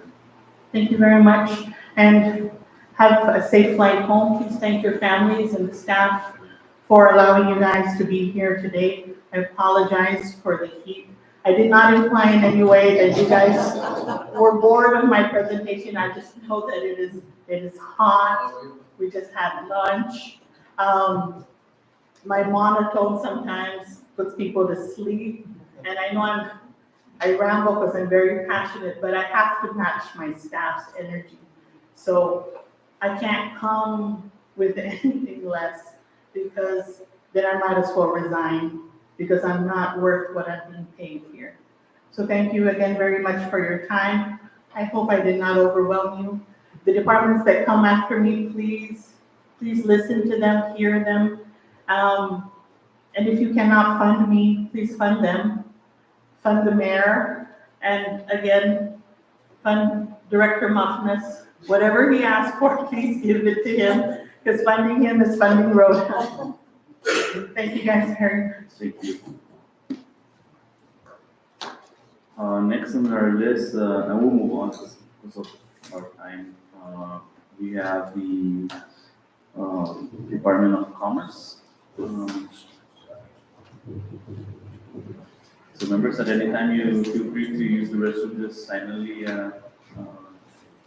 go about your thing.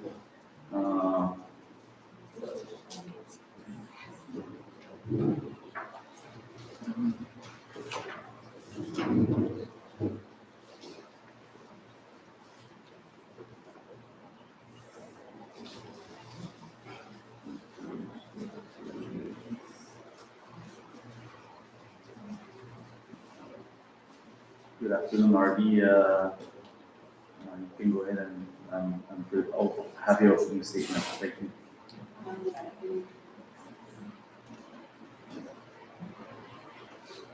Good afternoon, honorable member of this body. So my name is Aguida Chidibwa Mungonia. I'm the Administrative Officer 1 at Department of Commerce, representing our resident department head, Director Rodney James and Nicholas Tysakan, who is unable to be here with us today due to medical issues that he will be going through. Please include him in your prayers, for he'll be going through surgery next Monday. So yes,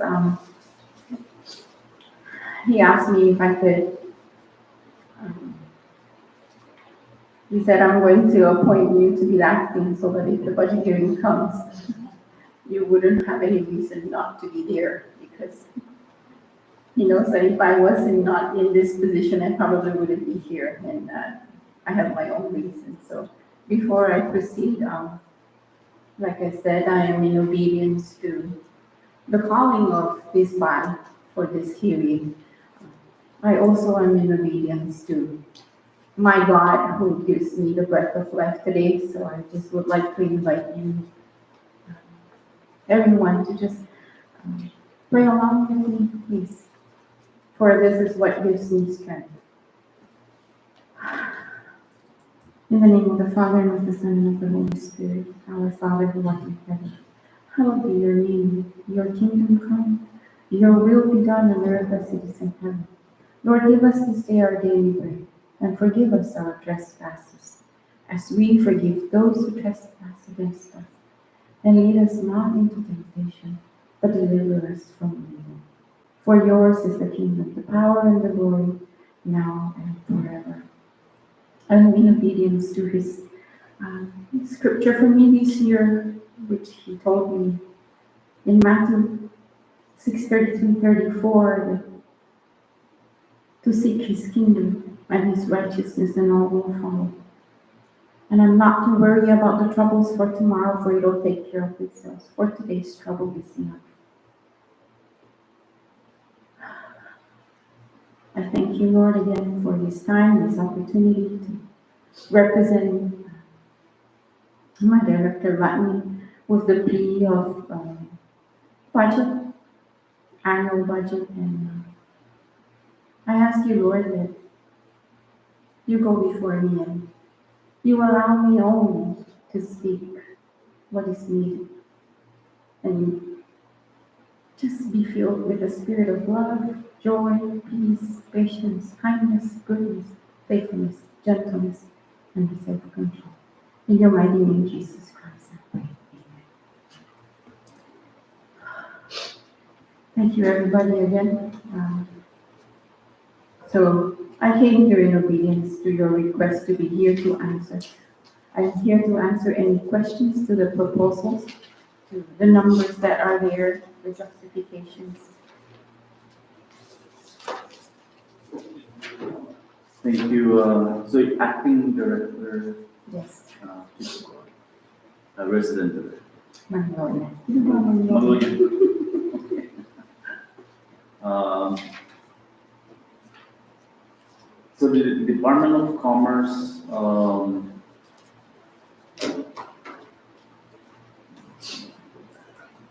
I guess I'm not sure if you reviewed the special account as to the amount, so we wanted to verify that if that was a clear amount for the island.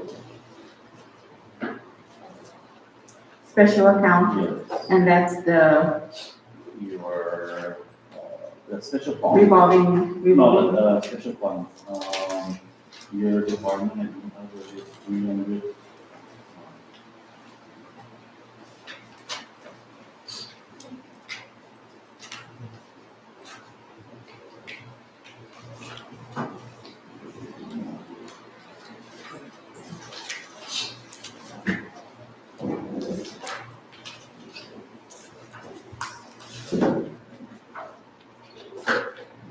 Under the economic development, I guess, there is funds there, in the excess of 300,000.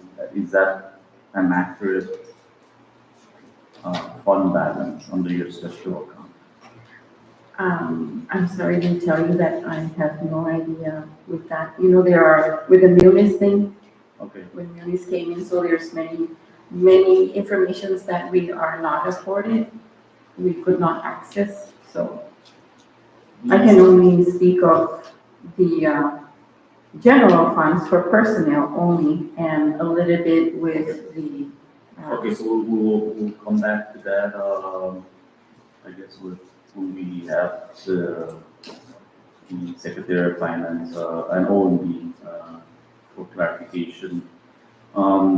I guess with regards to your budget, the, I guess filing fees, how many current businesses now that is registered here in the island? Filing fees, are you talking about the alcohol? Because the only existence, I guess,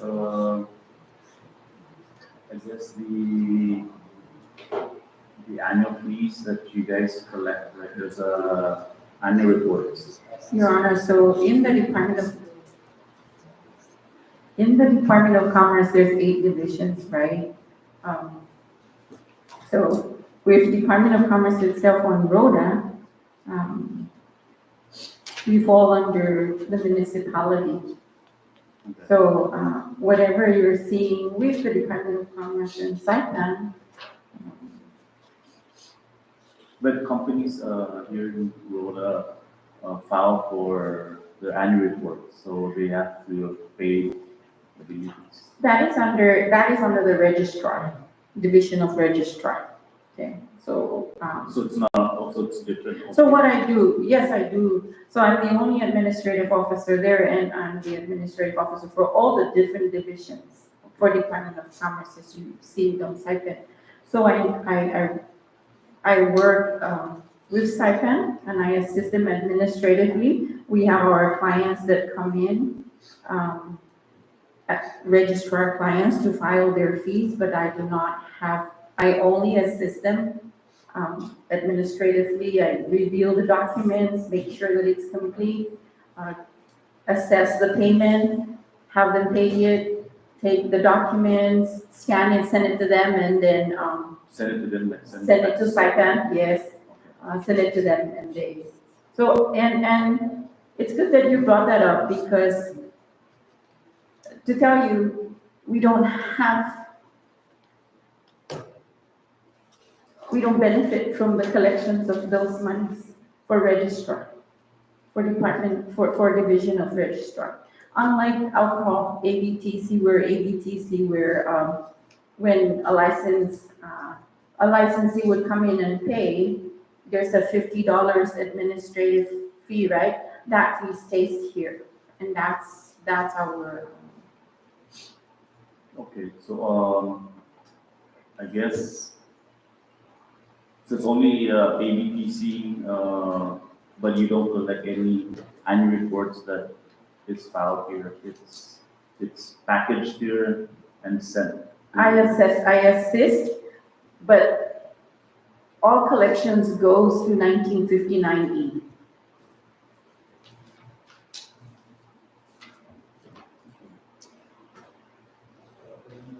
Okay, so then that 1959 E, we're looking at B, so that's, but it's.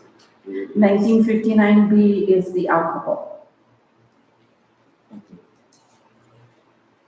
So. That's ABTC. So this is ABPC, filing fees. Mhm, It's not ABTC. business annual reports. No. 1959E is the registrar. So we just verify this because it's stating there's over 300,000 available. I want to make sure that's accurate, or if this is including the ceiling line. So we'll get back to that if we can't answer that. Other than that, there's only 4 positions, including yourself, Yes. and everybody is still there. They are working. There's none that is left, except for the RD. That's only Only sick leave now.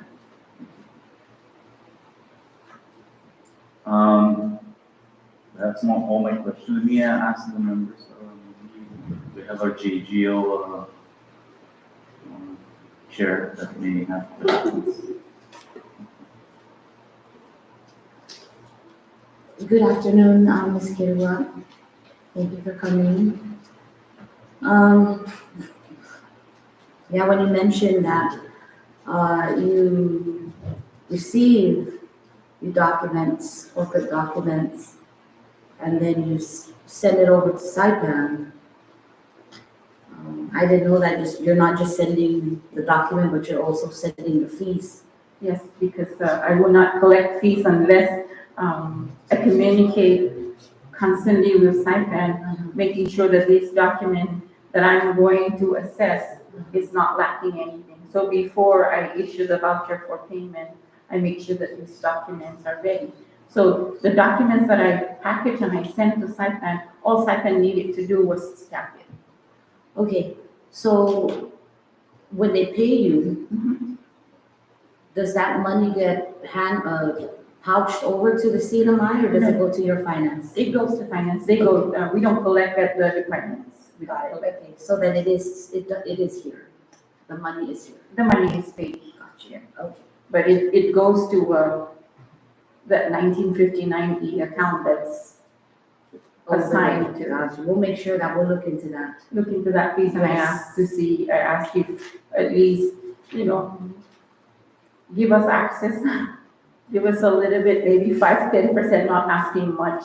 Yeah, currently there is a piece of legislation sitting in the Senate that would allow at least some ability to read what should you have, we can all have access to. So hopefully that would be passed soon. Ms. Kirwa, I don't really have much to say, but maybe this might be an object code error. But there's a 70,000 on your 2025 budget submission by your director for machinery. What types of machinery? Was it that machinery or vehicles? Vehicles? Yes. Okay, so 15,000 machinery. What is that? Machinery, tools and equipment? Okay, for machinery, tools and equipment, I know that I have the the details. If you look at they didn't give you the entire. Is this for like a copier machine or So something? this is to purchase, to update our weights and measure testing kits. Oh. The weights and measure testing kits that we have there is as old as I am in the department. Over 30 years calibration. Okay, wait a minute, all right. Okay, and that's good to know. And then the vehicle, obviously, this is for a new vehicle? Yes, we went ahead and included that new vehicle, thanks to former Acting Secretary Frank Cabrera and former Acting Secretary Rios. We were able to execute that transfer of vehicle. We just received it a month ago. There was a vehicle from Saipan ABTC.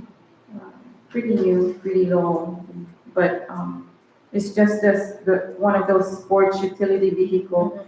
And the reason why we went ahead and put the vehicle, because that's not the vehicle that we need right now. Because when we go out for testing, these testing kits, they're used for gas, to test gas, right? So So you need the vehicle for we that? need, what do you call these, pickup trucks. Okay. And not only for the testing, we also go out and collect surveys at the farm areas. We collaborate for data collection also with the Department of Finance. And Okay, I'm just wondering, just so that I understand, again, every island has a function, and for your office, the function might be different, maybe a sedan's not gonna work for you guys, but an SUV might work better.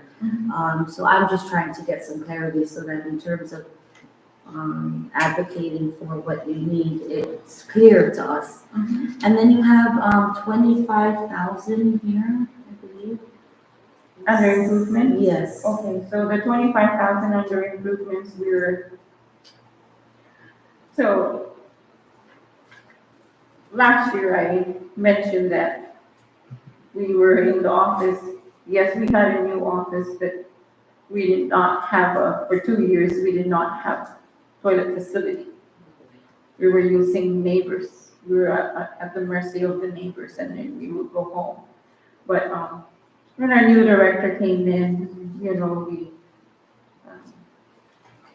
help one another out, just like Director Abby mentioned. The departments, the employees, we treat it as our own home. So we managed to fix our own toilet facility, but still, we need to enclose it, because if you come and visit us. Are you still at the same school. location? At the school, yes. Okay. So our toilet facility halfway is open because it used to be the schools, right? So we just made a do with what we could to be able to have a toilet facility, but it's still open air on the top. So this money, I know, we went ahead and put this Okay. in here, I know. All right, and again, I just, obviously, I think that's a very legit request. I don't think that employees should be, going home unless they feel deemed necessary that they should go home, but to have an office with no adequate access to restroom facilities is very inhumane. Mhm. And if you are using your own personal funds to source that, that's even an injustice in itself. All right, thank you. I will go ahead and look, into the, 1959E, revolving fund. And then I will get back to this Ways and Means Committee. I will also make it a point to meet with, Secretary of Commerce, Ms. Muffness, or the acting secretary, Mr. Frank, to discuss. And also we will look at the laws or the regulations that, says that they take this funding source. Since you're the ones doing the work here. That doesn't make sense to me, but we'll make sure that we follow up on that. Thank you, Ms. Kilwa. I appreciate your time for being here. And just to clarify that, yes, the registrar, not all the clients, but we do have clients for corporations on Rota, nonprofits. Yeah, so that's what I'm talking about. Yes, and They I have the big bulk of correct the it. clients. Absolutely. We understand that they have the big bulk of the clients, but you also have your clients here and the service to do for your people. And in your position, you are the custodian and frontline of that.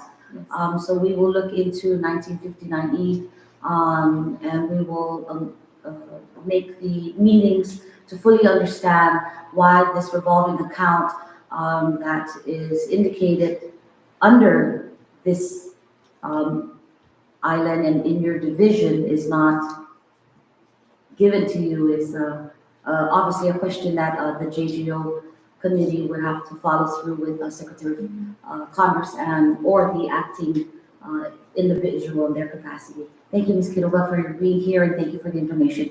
Mr. Chairman, I yield. Thank you, Representative Flores, Representative Julie.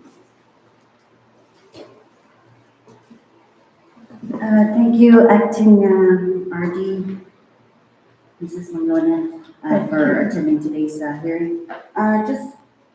So as far as that restroom facility is concerned, I just appropriated infrastructure, funding to the mayor. Did you bring this issue up to the mayor?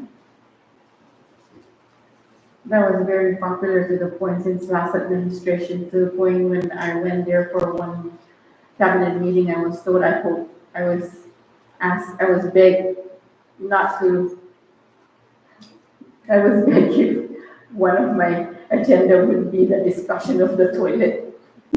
So I'm meaning to say that, yes, I brought it from previous administration to this administration, though we were visited by somebody that's connected to Balahaja.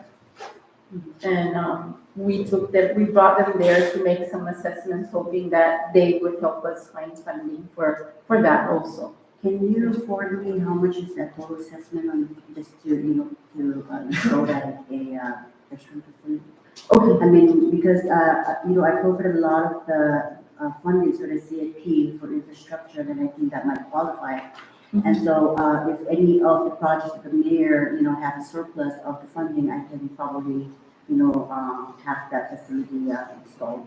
So if you can forward me an assessment of how much we're looking at to install a facility, restroom facility. Okay, madam, allow me to go back, because I know that when they did the original assessment for the offices, the restroom facility was included, but I don't know what transpired that it was not done. Yeah, so that should that be, quotation. yes, and for yes, I someone will else's. take that. Okay, and I'll look into, maybe reprogram some of the fundings that are surplus in certain projects. Okay. You do have a revolving account, filing fee revolving account, right? Under the alcohol, under the ABTC, yes, and that is what we've been frugally using. That's what I use to pay our communications, our telephone and internet. At the same time, that's what I use for the fuel. So, we're very frugal with what we have. I know that, your ABTC enforcement officer doesn't have communication, right? Because I think he has like night shifts too, is that correct? No, we don't. Time, just 8 to 5. For the meantime, yes, for the meantime, because he was just recertified last year, November. So we activated him to do outreach just recently. Yes. And yes, so, So there's, okay, because I believe there was a request, and I was just wanting to find out, communication, like I a think a phone. lot of the businesses are closed at 8 now, right? Yes. So we've managed, there's not much activity though, but, we make a do. Those are, for me, we can always work around and do our job. And so I noticed that you also listed utilities. What is that utilities? Is that power or? We listed that utilities because, the mayor is the one that's paying, that has been paying ever since our utilities. So, when you are asked to prepare a budget, right, you know what you use. So that's why we went ahead and listed the utilities. Is that included in the 250,000 for the mayor, just utility? No. Is that separate? I would assume, because she was the one that was paying. The department never paid for utility. We were never given utility funding. So you just put the 6,000 in I put the as, 6,000, yes. probably a backup or something like that, or? We put it in because, at one point in time, we had CUC come and do an audit and gave us, what our usage. So that figure came out from whatever we have, in the office that we're using. Because I think, according to the mayor, there's gonna be all power utilities will be converted to prepaid, right? That's what I heard. Thank you. Thank you, John. Thank you, Rev. Julie. Any further? No, I'll leave it back. Thank you. The director, just a simple thing here is the ABTC. What actually are their duties and responsibilities? So we have an ABTC enforcement officer. We don't have ABTC administrator. I'm the administrator. So we have licenses. We have establishments that are licensed. So the enforcer goes out and does his job as an enforcement So to enforce. does the that law. mean every business that is here? Yes. Because this is tobacco, alcohol, and everything, right? Every licensed establishments, and also we do get reports also of illegal sales, such as Beetle Knot. So that loan enforcer also goes out and helps out. Thank you. And also to add, I know going back to if you look, that we were asking for new positions. These new positions is, we do have weights and measures. And we're all cross-trained. Too. So when our enforcer goes out, that enforcer has to go with somebody else, like myself or the other staff. And thanks to Mayor Aubrey, she was able to afford us one borrow, not even them, just lending us for the moment, but, to help us. And this person that's there, she has been with us since the previous administration. So that's why we recommended and asked for her assistance. So thanks to Ms. Aubrey, Mayor Aubrey, for giving us that assistance. That's how we are operating accordingly because of the extra FTEs, extra staff that the mayor, though we still need, because weights and measures, we do have licensed weights and measures like the scales at the airport, the scales in the stores, the 2 gas pumps. We don't have a weights and measure staff.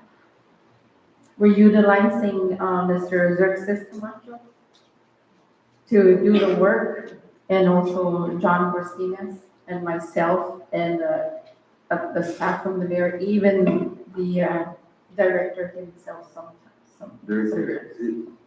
The one that is doing the weights and measures is not easy and certified. We are cross-trained, so when we go out and we do the test, right, Saipan is there. We're in communication with Saipan, the weights and measure, the certified weights and measure, Mr. Jesse Chong. So anything that we do, we are in communication alongside with the license. Thank you, Director, for that clarification. So that's why we really need at least one, I know it's hard time, but give us an FTE. We used to have it, but it was taken away. Even statistics, we used to have it, but it was taken away. Mr. Chairman, are you? Thank you, Mr. Patrick, Rep. First. Good afternoon, Mrs. Member. Just a question regarding weights and measure. Mhm. Do you know the fundamental the weight and measure procedures? What's that do? The weight and measures, the office itself, what does basically does, like you say, communicating with Jesse. Yes. And I think this program is a federal funded program under ABTC. It was way back in 1989, I'm sorry, it was together with the motor carrier, MaxUp. And it was a motor carrier and weights and measure. So weights and measure was funded, it's a federal funded program. And they went to training to be certified as a weights and measure. So for me, I don't know, because I was trained in motor carrier, you need to be certified. You cannot be just a bystander for somebody with disability. You have to be certified to actually test the instrument. So I don't know, for me, you doing that is no, because if I was a business owner and you're telling me my machine and asking you for ability, I'm not gonna follow you. You need to, is that something that you need to address to Jesse? This is something that is important because it's we're dealing with weight, measure with the scale of the produce or whatever that is over the field. Because those things, every clip there or that download, there is a lot of different results. You need to be certified. Yes. So just a discipline, reach out to Jesse. I believe this is a federal program. They should have the position to be sure somebody here to be working with that as an enforcement. It's like the Department of Public Safety, they have a more care program. They have a representative here that deals with the heavy equipment. Those guys are being certified to do the inspection. You cannot be the stipend and you be on hands training, but you need to be certified. So maybe try to work out with Jesse. She's the director, who is the chief weights and measure to work on that program, because that's a federal program, the weights and measure. Because I know that what we've been doing is they would come out here once a year, right? And would do the calibration themselves. So I think this is time to open up because we need to have somebody here. Yes. Those guys are receiving funding for that program. So they're funding the ABC back home. They need to fund you guys as one representative. It's like the motor carrier and Saipan. You have one representative. The officer belongs to Rota, but he's been certified as a motor carrier inspector. Thank you for the information. I will get to Jesse. Thank you, Flores. Any further? That's nothing further. We're gonna clarify some questions. I know we can't answer all the, with regards to the director's, position and where is he planning to take the, I guess, the division of, or their department. So we're gonna see some clarification with, the director in Saipan as to, how we can help the request. Right now,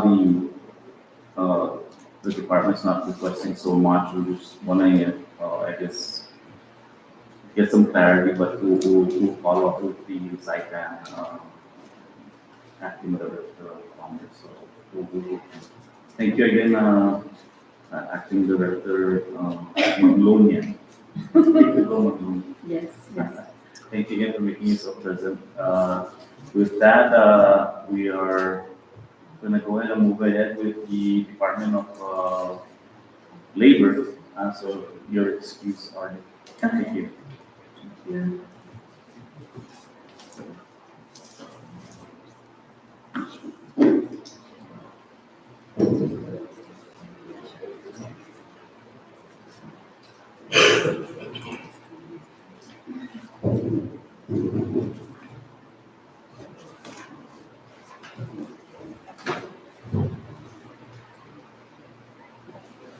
Good afternoon, Art Christine. Yes, sir. You didn't get married or anything? You said the last time, I think I made a few mistakes with regards to the last names. No worries, I got married 25 years ago, so pretty stable, Cabrera. Thank you. With that, I'll give you the floor for your opening statement, and then we can go ahead with the questions. Thank you. Thank you. First of all, welcome everyone. I'm really happy to have you guys here to listen and hopefully pull through with our requests. My name is Christine Cabrera. I'm the department head for the Department of Labor. I believe you guys have my submissions, so if you guys have any questions, I'm open to them right now. Thank you, Artie. Maybe just to get some updates with regards to the program here. I understand the Secretary Staffler has the WIA program that's coming on this summer. Is there an extension of that here in the island of Rota? Well, we recently had a new hire under VIA. That position is a resource coordinator. No, I mean the program is, are they extending it here? Oh, On the yes, summer program? yes. Very minimal though. And this is via CHTC and PSS. So just the two agencies, how many in CHCC that they're looking? Seven Saipan, I think it's like 16 or something, it's really a small number. Yeah. So how many positions are they giving to, I guess for that program in the summer? I Under believe- CHCC? For Rota, it's 3. 3. Yes. And the other, PSS? I'm still waiting on more so it's not, details not- about that, sir. Okay. Yes. With regards to, I know we had secretary last week. So one of the follow-up questions we had, I guess, an update of all the, is there any hearing, labor hearing case pending here that has to go to administrative hearing? Is there some here in Rota or just majority since I can? I believe majority is in Saipan, sir. For Rota, it's more like corrective actions that we're doing, Okay. which is a good thing. Right. So, So most of the, I guess, administrative hearing is there, Yes, so not here yet. So there's no major complaints here. With regards to the PUA, is it already all adjudicated here yet, or we still have a few?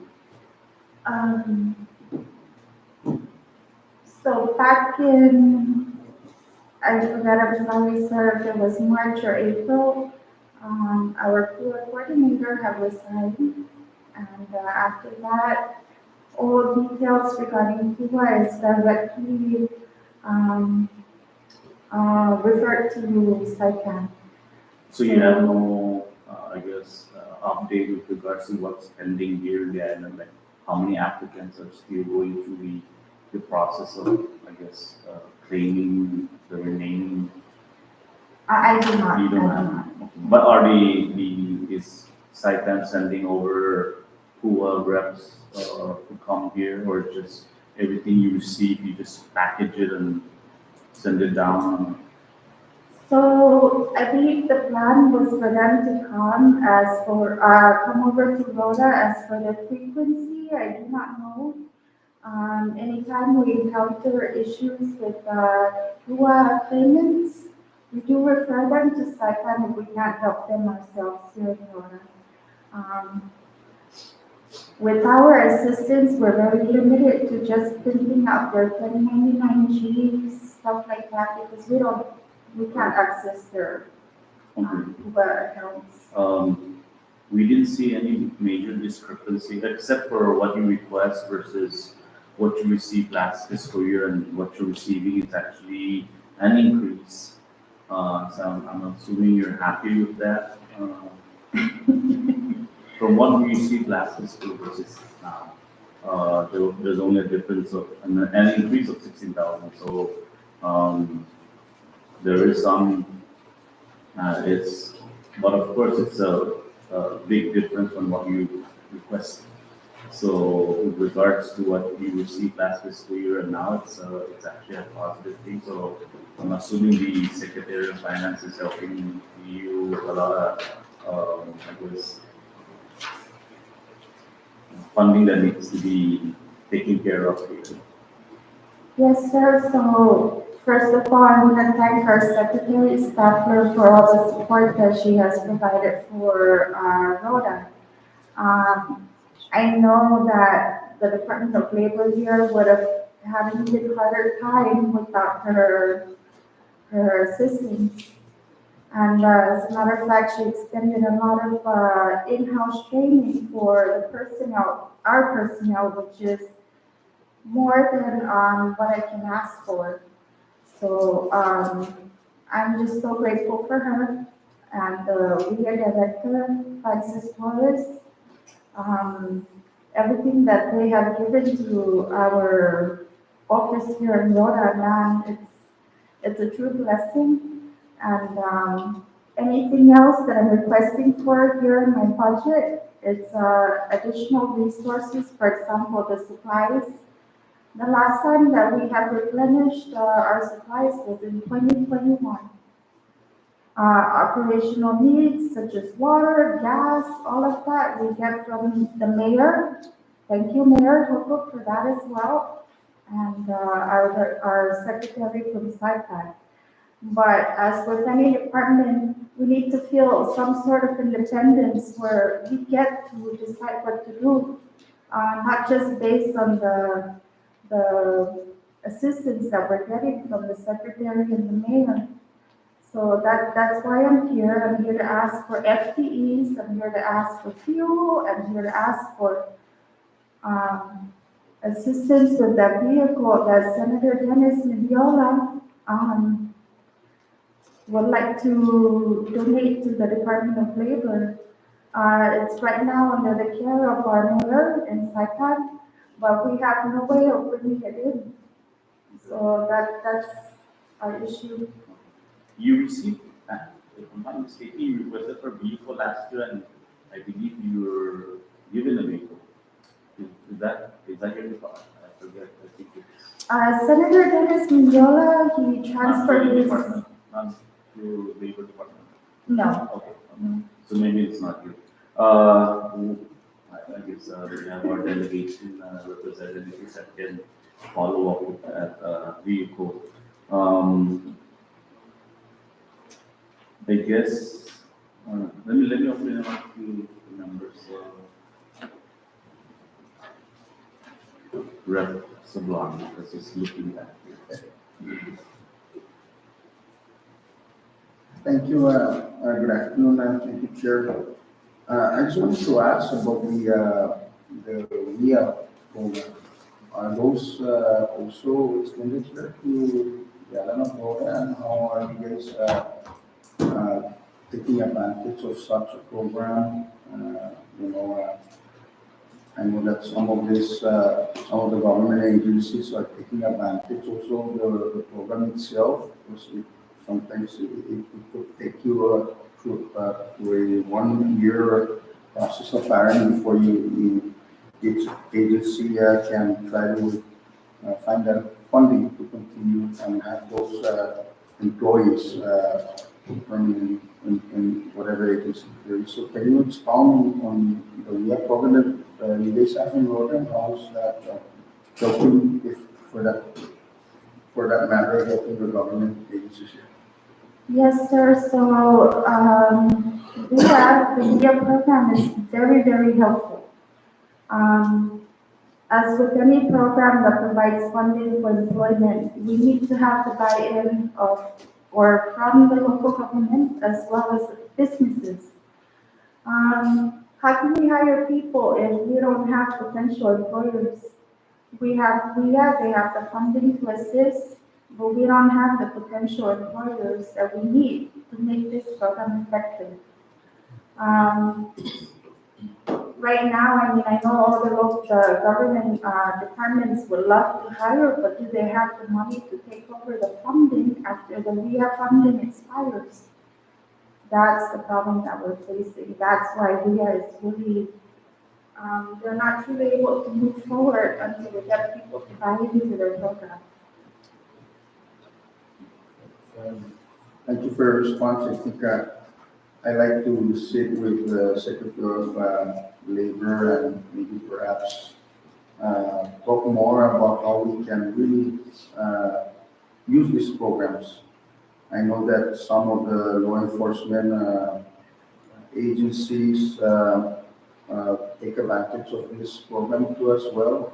You know, kind of hire employees and use the funding from WIA and then convert them eventually when those fundings have met their maturity date. But I'd like to ask the committee to kind of work with the secretary on that. Thank you, Mr. Chairman. That's all I have. Thank you, Representative Sablon. Any further members? Thank you, ma'am, for being here. I know we share similar problems between Saipan and Rota. One of the things that is really big right now is are all these claims against employees for whatever purpose, whether it be withholding wages, no overtime payment, stuff of that nature. Do you, has there been any data on that and an increase? And if it's a yes or no, then that will lead me to my next question in regard to your question. Regarding withholding of wages? Any complaints against employers? Well, to my knowledge, I know that there is one, but at the moment it's still in the investigative process. Okay. So, as far as how far this will lead, it's all dependent upon the findings. It's nothing I can confirm Okay. with confidence. Okay, so I guess my next question would be, in the event that you would need a hearing officer, what is that process? Because you don't have a hearing officer in your budget. Okay, so our hearing officer is like that. She's the only one that we can refer cases to. She's the only one that will have to. So technically, any cases that come to your office in regard to any type of employee complaints, that all gets transferred over to Saipan That's correct. for them to hear on behalf of the individual in Rota. Yes, and that's only dependent upon the findings. So if it's something that can be, fixed at the lowest level, then that's usually what we want to do. Okay, so then would your labor law enforcement officer be the individual conducting the investigations? That's correct, ma'am. Okay, thank you, Mr. Chairman, I yield. Thank you, Representative Flores. Any further? Wow, no more questions.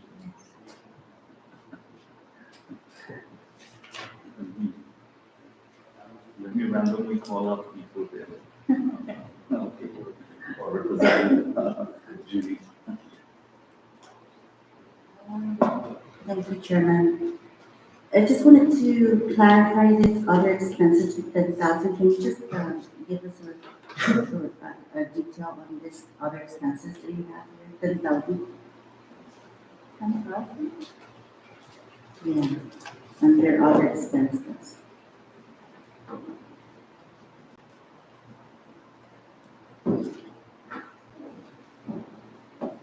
I'm so sorry, Rep. I'm not quite sure what that is, but I don't have anything in my numbers that specify 10,000.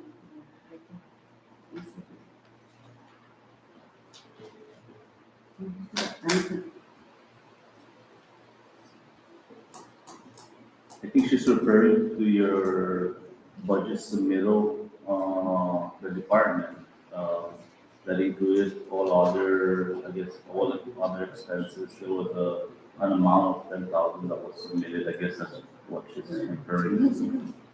And if you have your budget request, these are the big ones.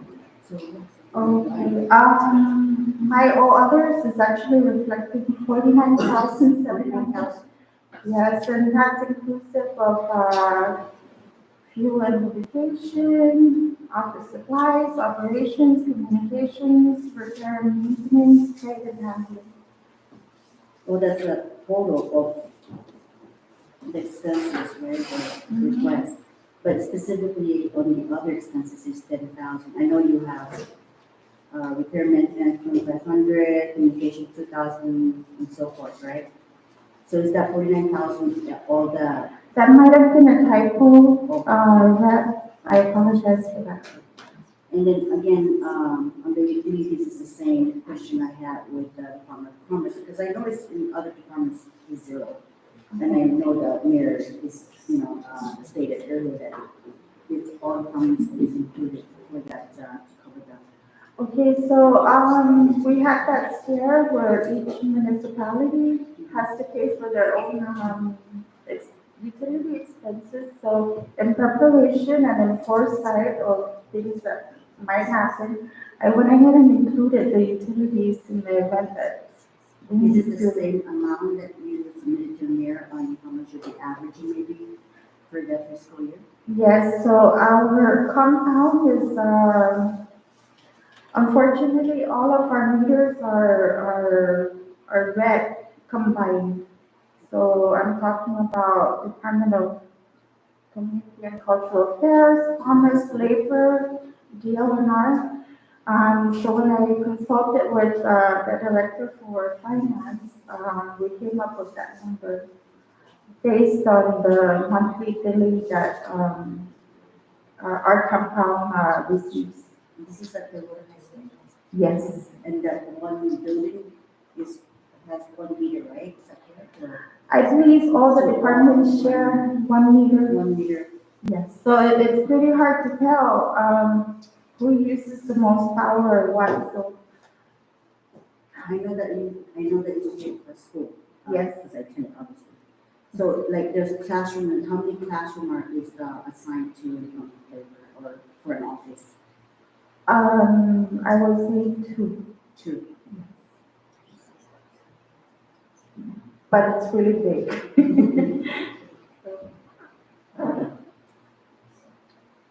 And also you mentioned about that vehicle, Senator Daniels, that I guess committed to your office. Yes.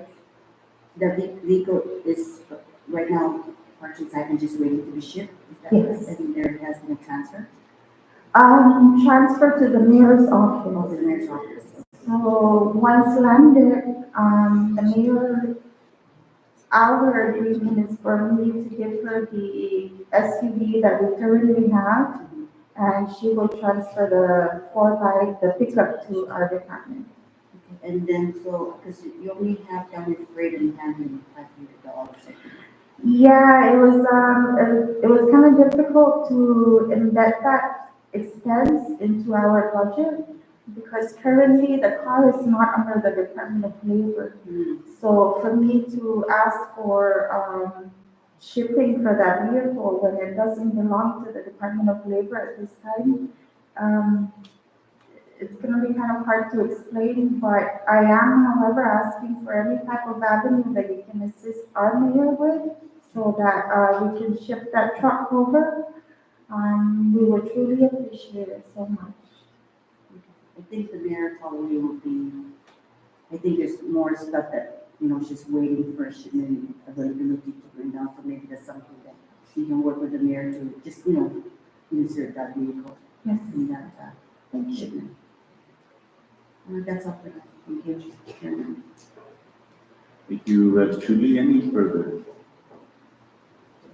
Just to clarify, the three additional that the department requests, should there be funding? What are those positions?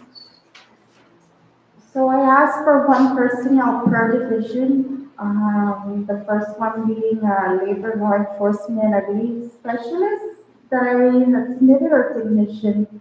I know it's an entry-level position. That's one. The other one will be the certification worker one for the employment division. And the third one will be for the administrative services of, a position called administrative assistant. So these are pretty much entry-level positions. The reason why I asked for all three divisions is because if you look at my submission, it's mentioned that all of my staff have been employed for over 25 years. And then one of them should, you know, um,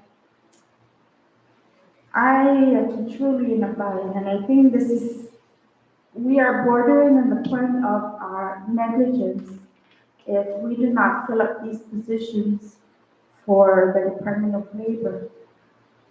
I just can't explain anymore. I need staffing. I've been asking for staffing since 2021. Granted, I was given one FTE, but unfortunately it was unfunded back in fiscal year 2023, I believe. And it's been taken away now, so I have nothing again. I'm begging you already to please help us. This is something that we shouldn't even be facing as resident department heads. Trying to figure out who amongst my staff can do this. Yes, we can talk about cross training. Yes, we can have them do whatever, but if all 4 of my staff are sick for the day, then guess who's gonna handle the department? It's a resident department head, which, by the way, I've tried already. I have taken care of the office by myself because all my staff are sick. And although I'm the boss, I don't know everything about each division. I'm sorry to say, but if anyone comes in asking for labor law enforcement, counsel or anything to that effect, I will not be able to assist them. So that's a true handicap to my department.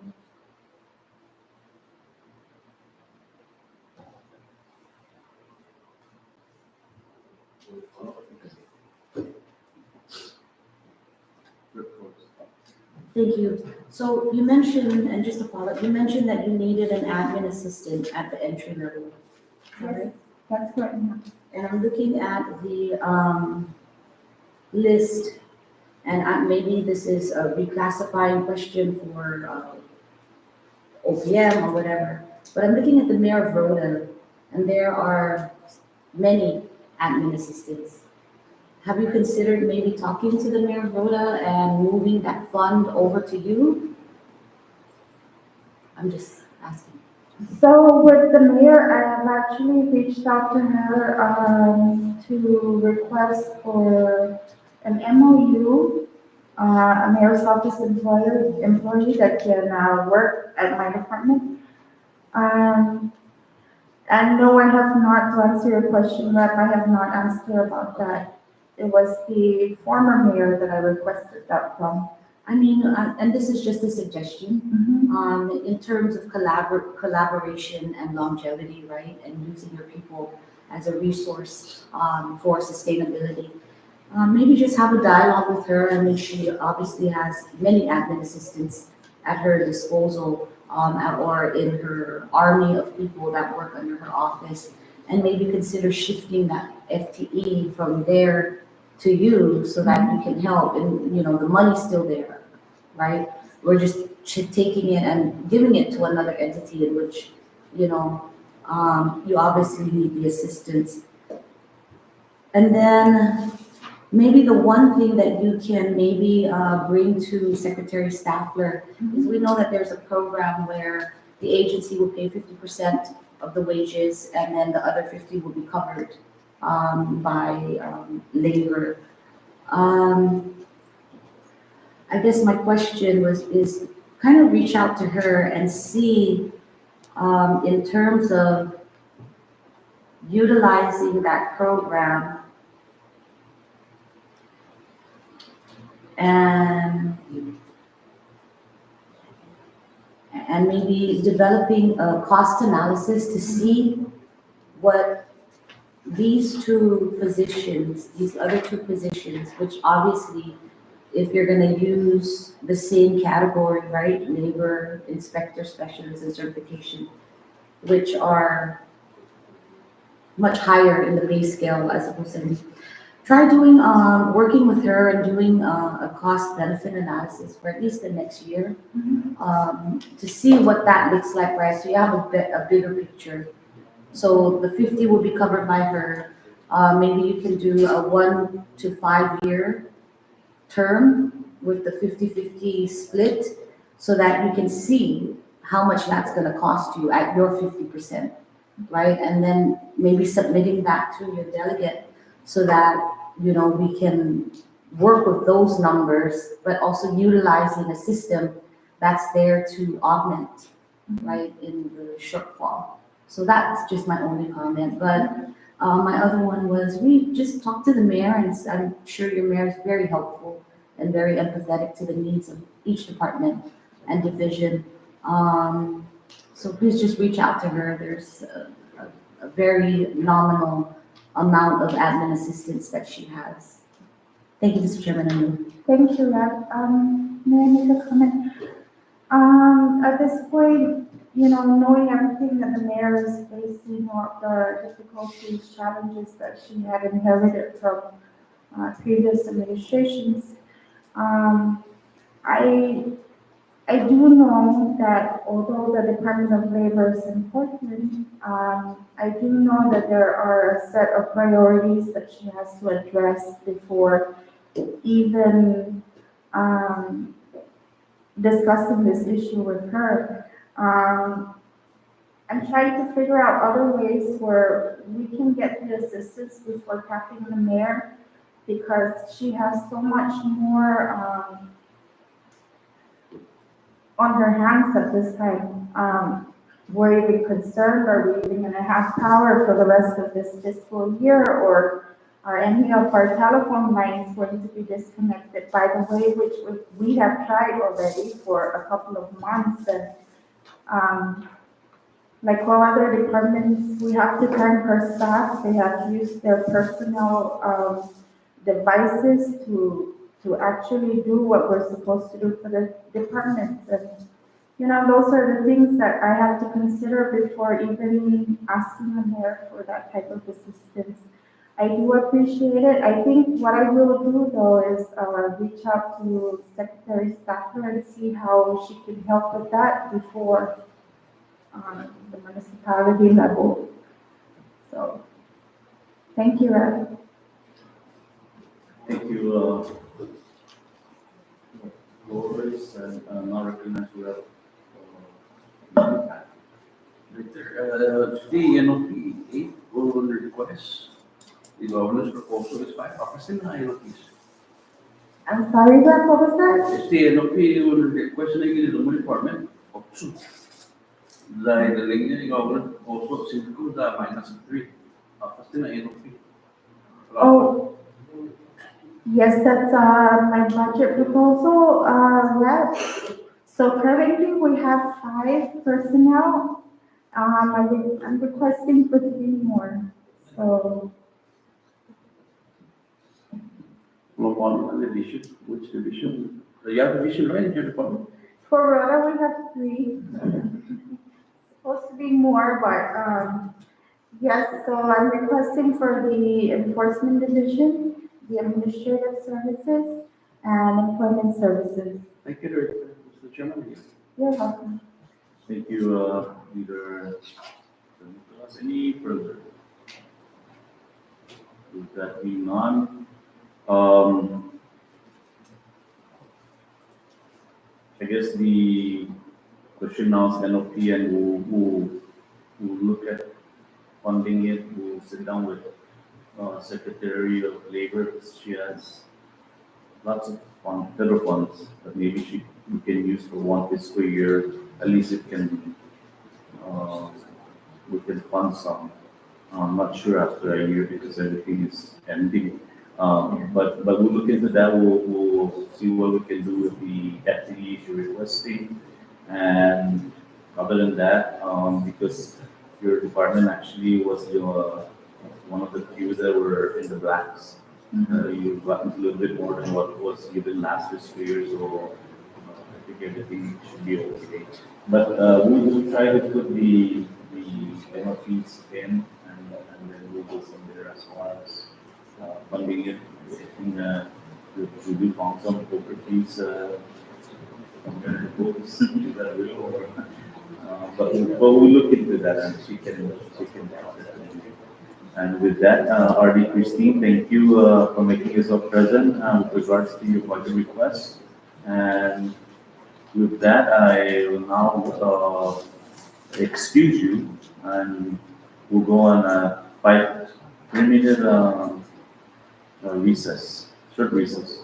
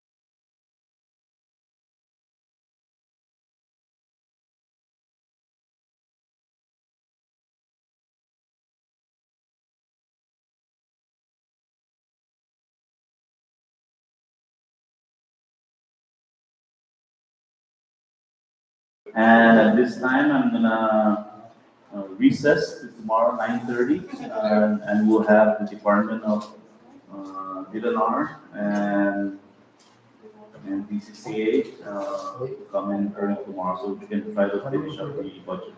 So with that, we'll recess to 9:30 tomorrow morning. Thank you, members. Thank you, Joel.